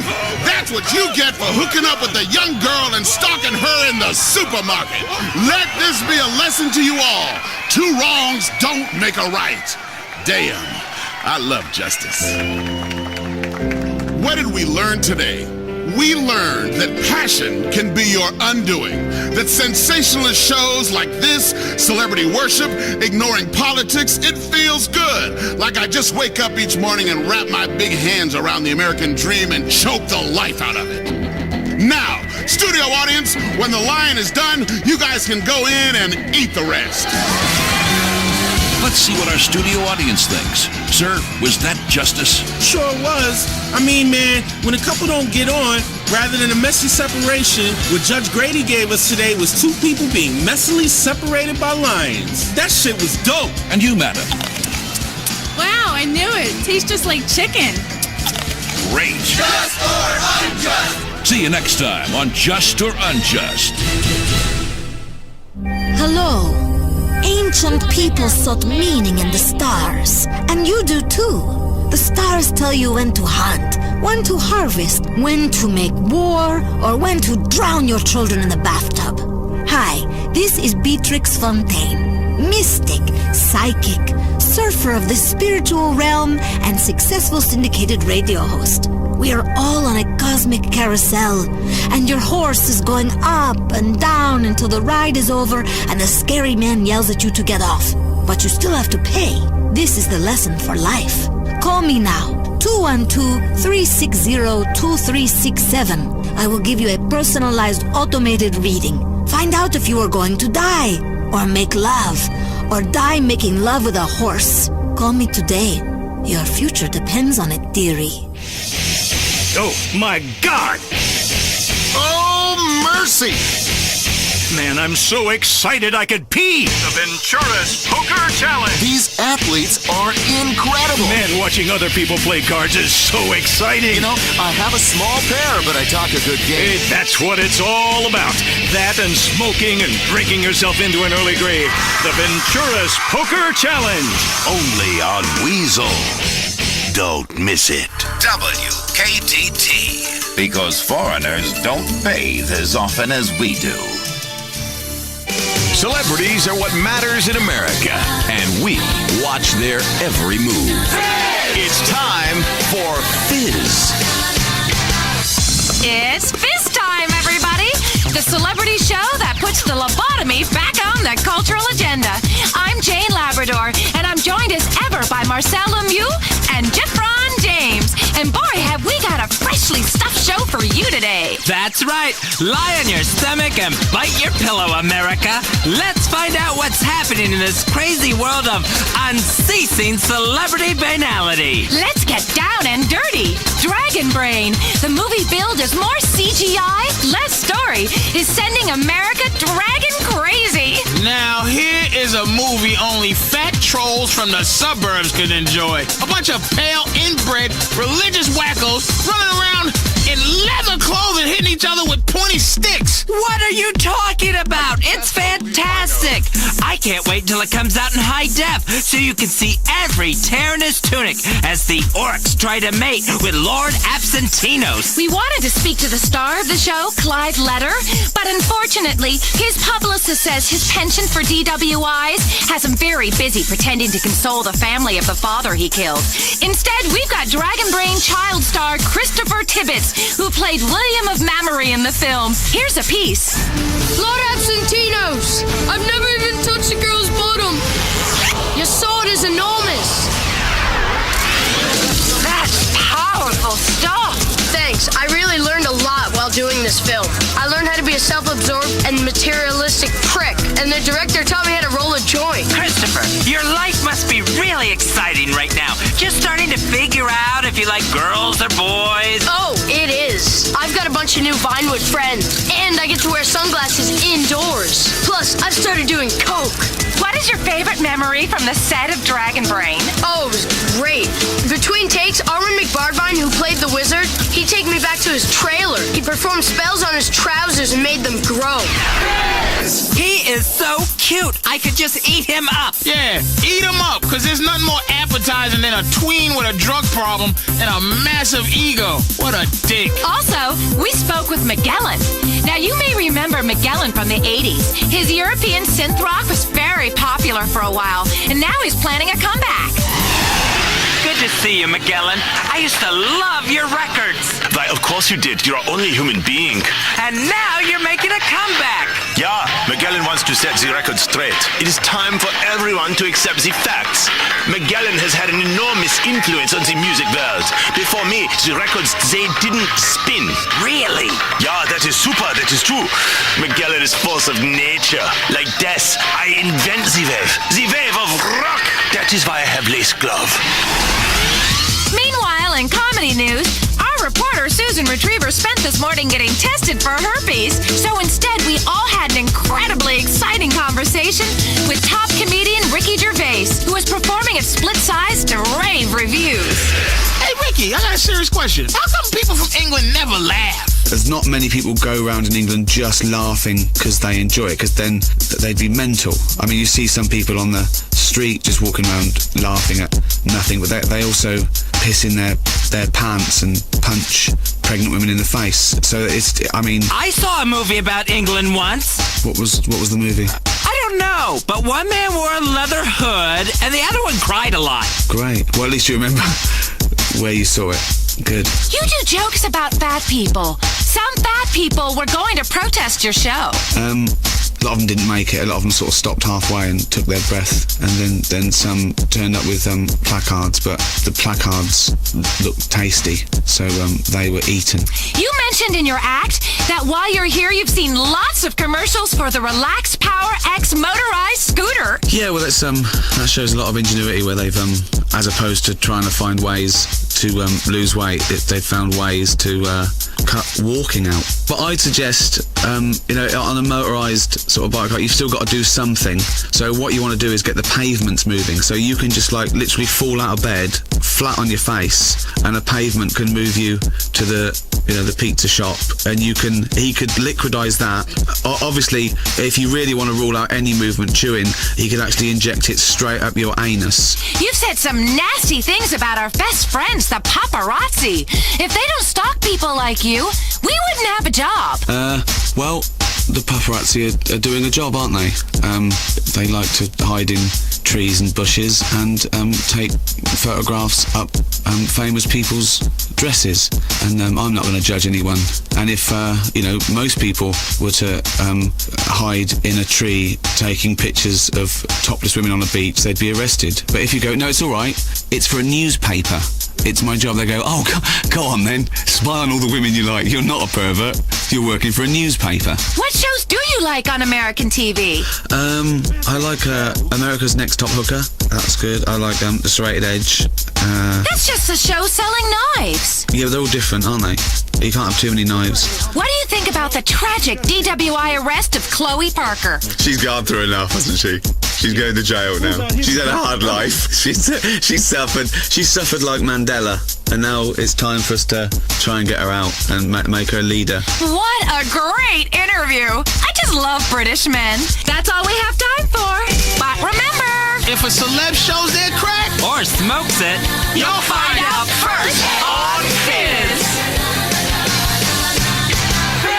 Sometimes a family wants that Italian taste without those tiny Italian portions. That's why you should come to Al Dente's. All the mamma mia you can eat. It's Italian food just like you'll never get in Italy. That's because it's an American team restaurant. So the portions are huge and the food tasteless and unhealthy. My old man grew up in Naples, so when he comes to visit me in the U.S., I take him someplace unique. Reasonably priced, and at the closest strip mall. I take him to Al Dente's. Al Dente's has hamburger tortellini, rotini with spray cheese, Vienna sausages and penne, and a special linguine with cheesy poof sauce. Hey, when you're at Al Dente's, everyone's like family. A hyper-macho, food-obsessed, alcoholic family just like mine. Al Dente's, we got more of what you love and less of what you don't. Like more calories and fat, and a lot less taste and nutrients. That's why it's Al Dente's. All the mamma mia you can eat.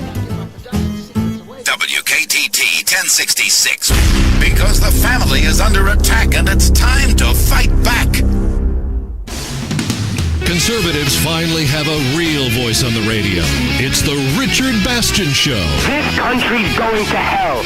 Ever since we let those damn Australians back in this country, everything has gone to shit.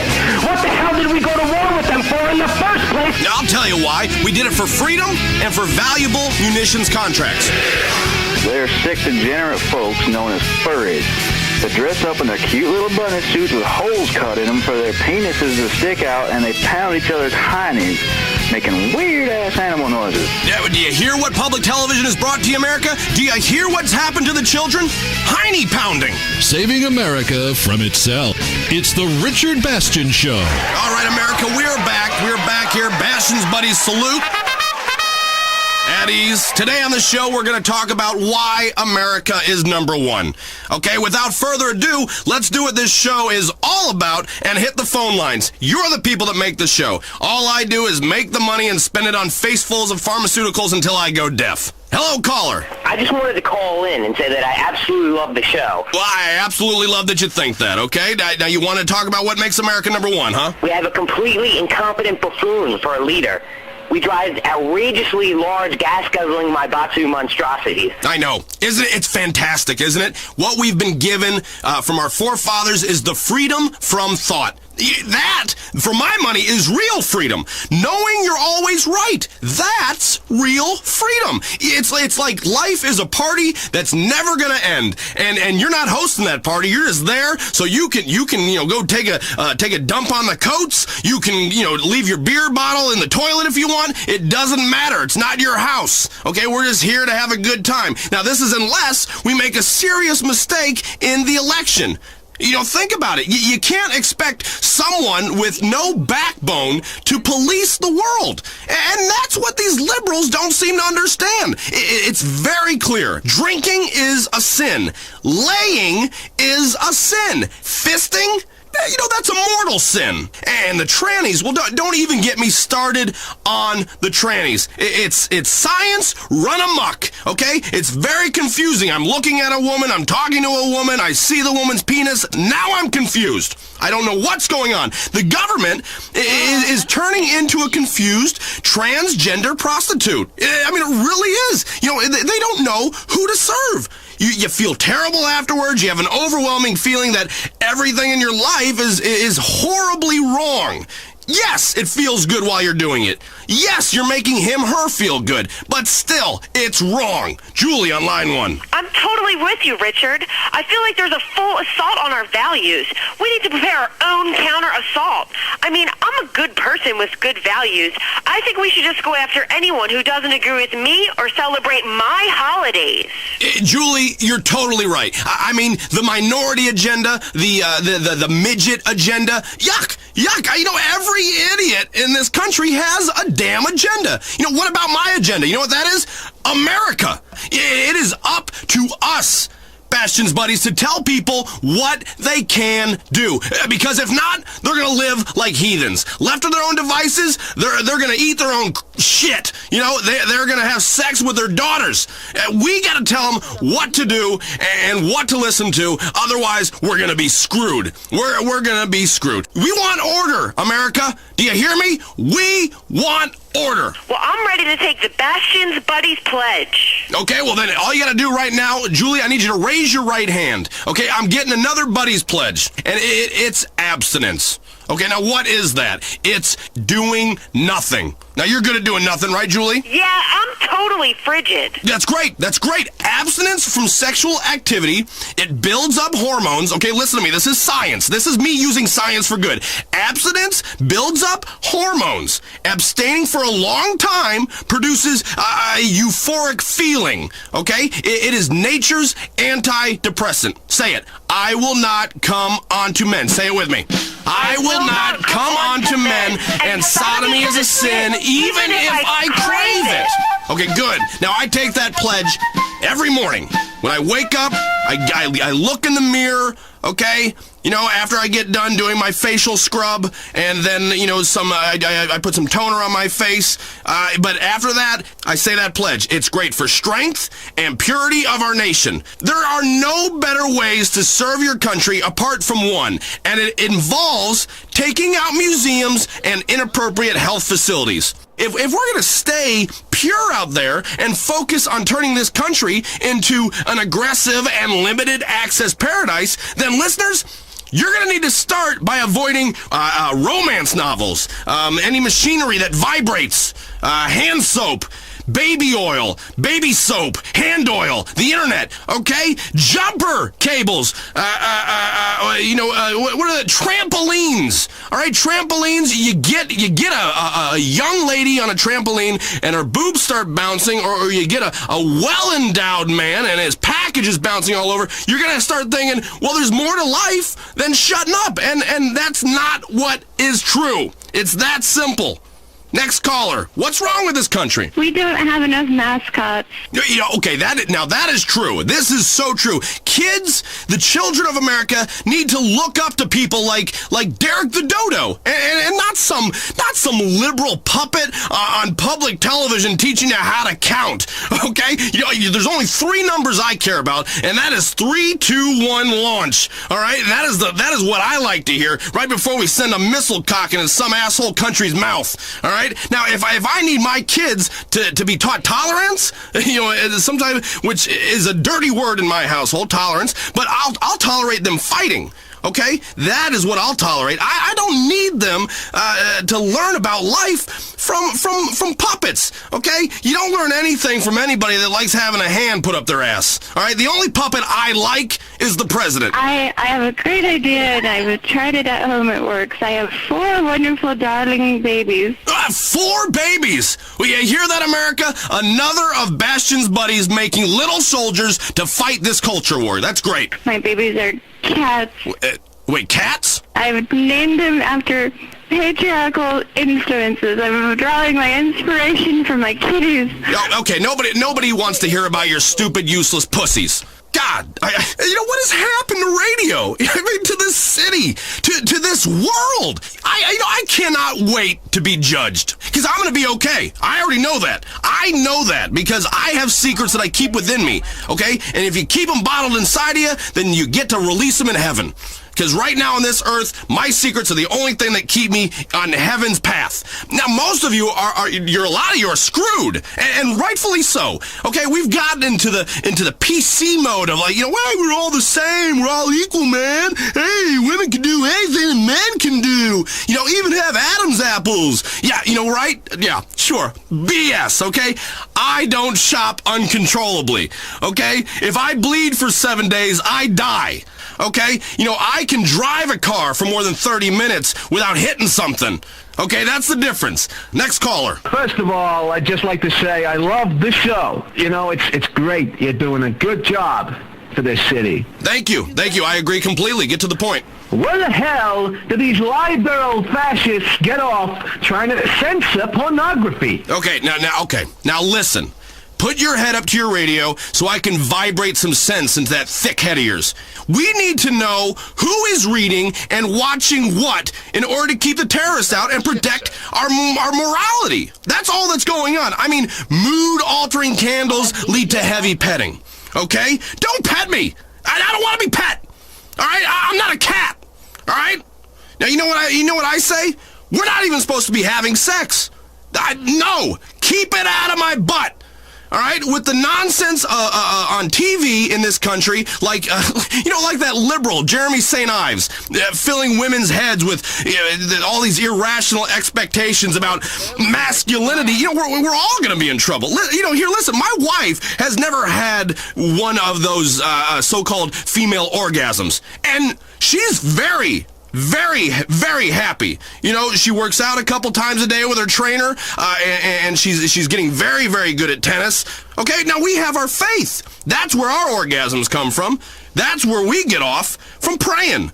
All right? This life is meant to be shit so that the next one is good. You gotta have your valleys to appreciate the peaks. It's like an orgy with virgins. It sounds like a good idea. Then you get in there and you're kind of like, no, don't put that there. Put that, anyway, you get my point. I'm a man who believes in the American dream. I really do. And that dream is I'm in charge, and if you don't like what I'm saying, then I'm going to make a wisecrack and drop a bomb on you. That's it. That for me is the American dream. Okay, and then maybe get a country artist to sing a song about it, and then have me walking around in slow motion. That's the fully realized dream. Then you can maybe make a movie about me doing that, and we can do action figurines, and then myself making a movie about blowing the shit out of you while I make a wisecrack. Yeah, I mean, the dream is endless, truly, and that's the beauty of America. Is I'm allowed to dream. That's the dream. Don't complain to me that you come over here and that all you get are the janitor jobs.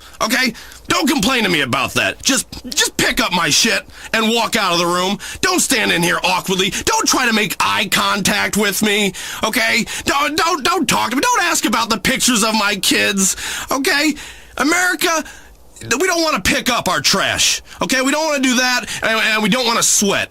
All right, now we'll be right here in the air conditioning, watching the news, and stewing over people like you who are trying to break into our houses. And trust me, you coming to my house, buddy? There's gonna be you're gonna be in store for a little double barrel surprise. Okay? I will take you and I will shoot a hole in you, and then I will torture you and your family for freedom.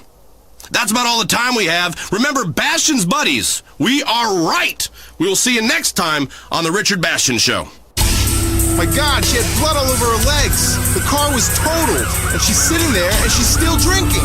This chick used to be a celebrity. Oh my God, he's so hot. He'll never make it on stage. You just can't help getting sucked in on the way down. The #1 rated reality show is coming back for another season. Waning with the Stars, the show where we follow formerly big celebrities on their way down. 5 contestants, 1 fading dream, a ton of alcohol and drug abuse. Waning with the Stars is the ultimate reality show because, like in reality, everyone likes you. Then you turn into a depressed, drug-addled mess. Enjoy watching once smug celebrities who have hit rock bottom. Stay there. Waning with the Stars, a new season coming soon on Weasel. WKTT. Because the world needs a powerful America to tell it what to do. Justice is a game, just like the game of chicken. You've got to go full steam ahead and hope the other person runs out of energy or money first. It takes money to play the game right and get out on top. In this court, it's a world where good deeds go undone.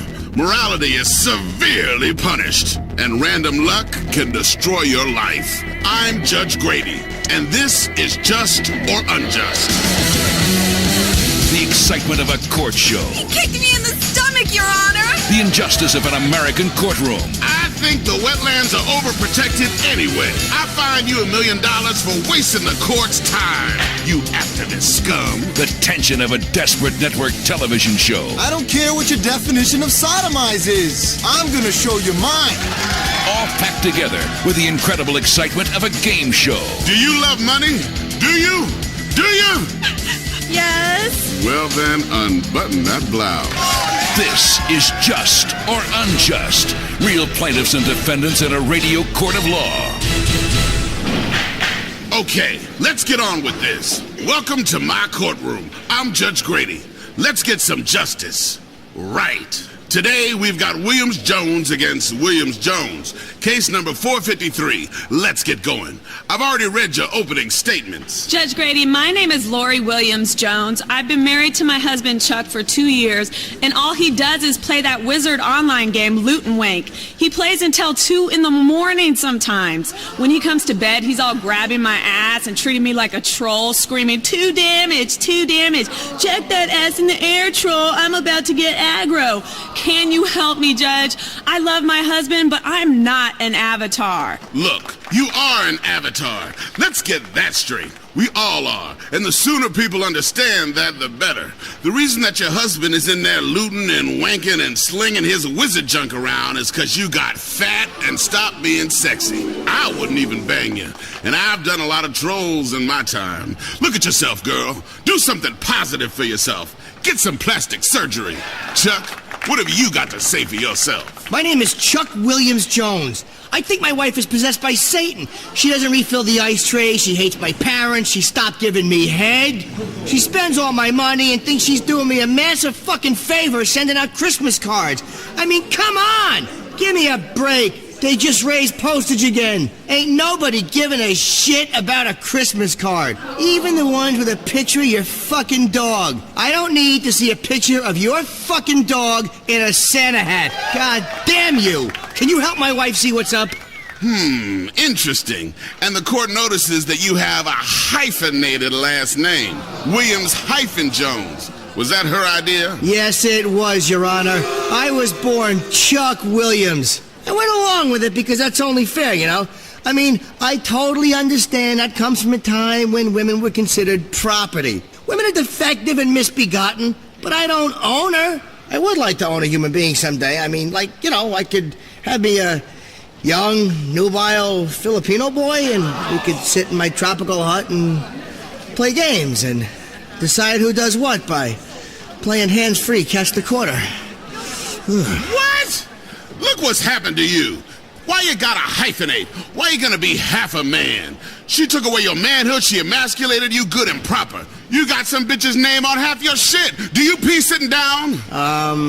Do you pee sitting down? Well, we're equal partners, and it's not fair that she has to take the toilet up, so I don't really mind. Equal partners? You gonna give a man a woman's last name? I'm surprised you haven't started growing tits. For the love of all that is holy in the world! You know the deal, Judge. I have to agree or I'll never get laid again. We have an equal household, Your Honor. Equal.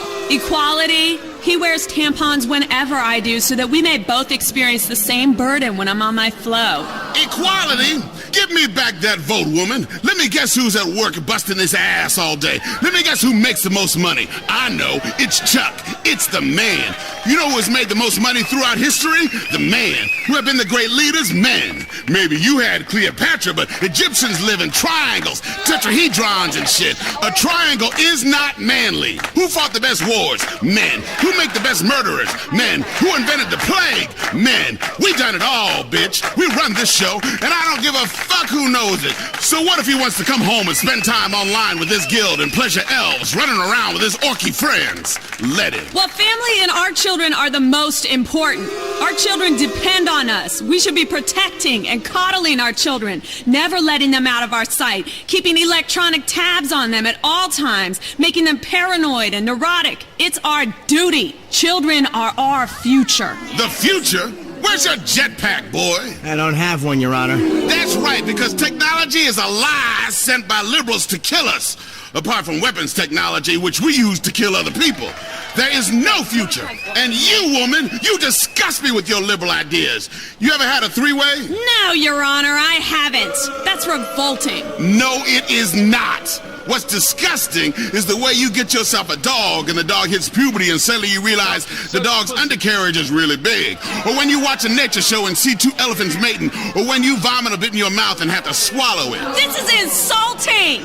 This is a court of law. All you've given me is a lot of dog penis and woman hating. What is wrong with you, Judge Grady? I'm a judge. What exactly did you expect? This isn't a courtroom, it's a studio. And I'm here not to only administer justice, but also get ratings. Listen to me, I'm a judge. I'm wearing a black dress, aren't I? Do you have any idea what I'm doing up under this bench while I'm looking down at you? Ooh, I'm gonna have to retire to my quarters and think about this. While Judge Grady's back in his chambers making his decision, let's talk to a few people in the courtroom audience. Madam, what do you think? Who's in the right here? I can really empathize with Lori. Guys only care about women in revealing medieval clothing who take it up the back door. And what about you, sir? I really like the part where they talk about elephants doing it. We'll be back after this on Just or Unjust.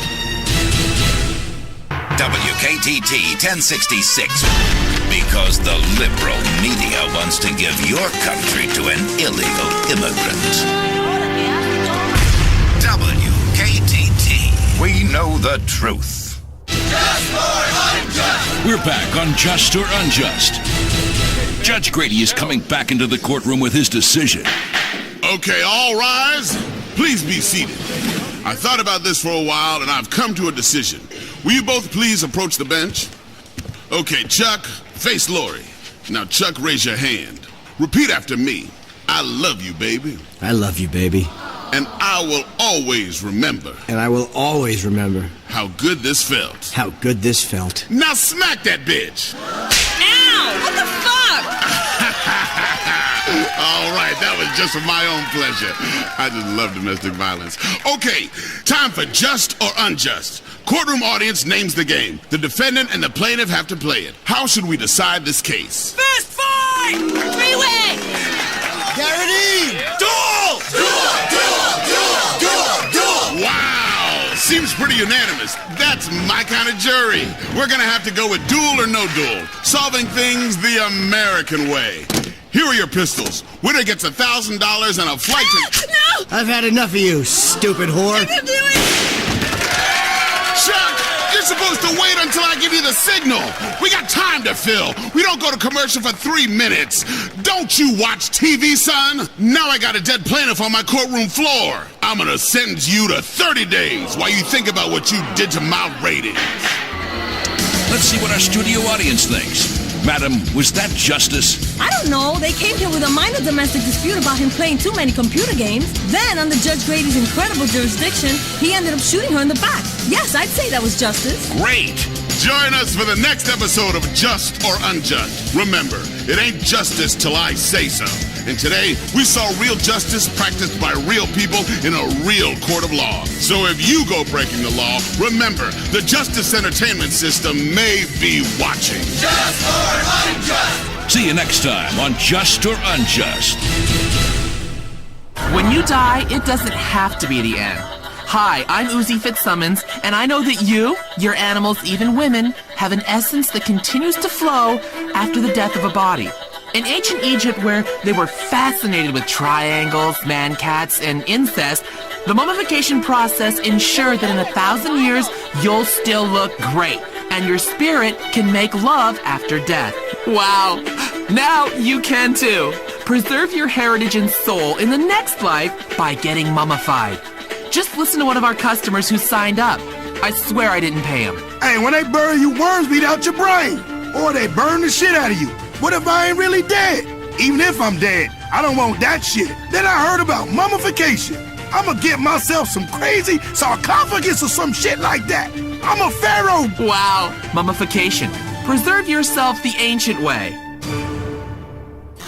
What are you doing on that PC, son? I'm spending days designing the sewer system for my virtual country. That sounds like an exciting and yet educational computer game. What's it called? It's called Civil Service. Then I'll set up the utilities prices. You can also make up zoning laws. Can you design traffic patterns to keep undesirables in the ghetto? Totally! With the Civil Service computer game, you can anonymously segregate people and change voting districts to keep minorities down. Wow, your character's taking some virtual payola and seizing some people's homes under eminent domain. Don't worry. The virtual courts always come down on the side of big business and property. That's great. Just like the real Supreme Court. When does the game end? Never! I'm gonna play till I die. Civil Service, the incredible bureaucratic simulation game. Now you can live the dream of being a real civil servant, virtually. Available wherever games are sold. WKTT. Because I love my country, and if you don't, fuck you and your fat wife. WKTT 1066. Talk radio for people who are always right. From Vinewood to Liberty City, if a celeb shits, eats, or snorts it, Fizz is there. Hi, welcome to this edition of Fizz. The entertainment and celebrity scene is buzzing like an overdose celebutante. I'm Jane Labrador, and I'm joined as ever by our celebrity experts, Marcel Lemieux. Jane, it's a celebtabulous week. I have got so much dirt to share. Woo! And Jeff Ron James, who is here to make fun of all the people we can't. What's up, people? Liberty City's entertainment scene has been hotter than a Baghdad barbecue. We've had a couple of big-name casualties on Star Junction. Gloria Unsworth was singing her menopause blues away in the musical Middle Age until she had a hot flash when it was canceled this week. That's right, Jane. The show has failed to reach 45. Performances, that is. Who wants to hear anything about the horrors of aging? Listen to this. I'm 40 and nobody wants to fuck me. Lasagna belly and ass kind of lumpy. You know the worst part is when she showed her flabby bat wings on the stage. Oh, that's revolting. I hate life without an airbrush. Pick your face up. It's something called surgery. Nip tuck, get some work done on your funky fat thighs. This is the entertainment industry. Also, tourists in Liberty City are complaining about indecent performances at a local night spot. The Perestroika Club in Hove Beach is home to a wide range of vaudeville performances and has outraged patrons with both the quality and violent content of its acts. Oh, these rotten, dirty Ruskies. They're just taking over the entertainment industry in this town.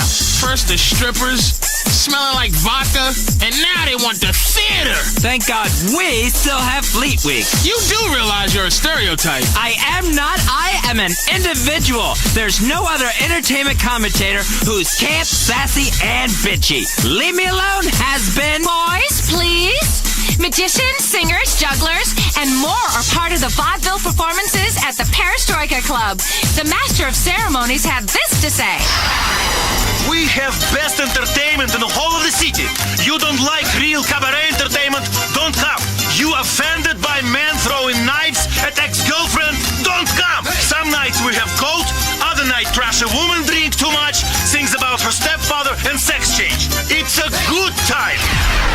Juggling, spousal abuse, magic, people bursting into song, sex changes. Sounds just like a night at my parents' house. I would love to did get paid to throw knives at bitches, I would be a bitch knife act throwing motherfucker. And more on the terrible tragedy. Ah, that's right. We haven't had a paparazzi beaver shot for weeks. It's a catastrophe for our ratings. Thank God. If I have to see Jill Van Krastenberg's chapped and cracked chimp lips on the internet one more time, I'll be back in therapy. Actually, no. What we're talking about is the death of actor Wayne Tierson, who died a few weeks ago, but whose death has got great ratings and web hits. Oh, yes. Tierson was found dead in a Las Venturas brothel, and Vinewood is struggling to come to terms with their loss. Shock. Mourning. This is a tragic blow to the entertainment industry, and one we here at Fizz are determined to help stretch out. Aw, there. It's terrible. I feel your pain. A 20-year-old millionaire dying of too many lap dances and too many drugs. It's a real tragedy. Well, you're right, and he did dress like shit. See? That's right. Celebrities deserve to die for being better than us. That's the subtext of this entire show. And some of the biggest names in comedy are coming to Liberty City. Cat Williams is here to do stand-up at the Split Sides Club. But he was also part of a protest in Middle Park against injustice. I spoke with him.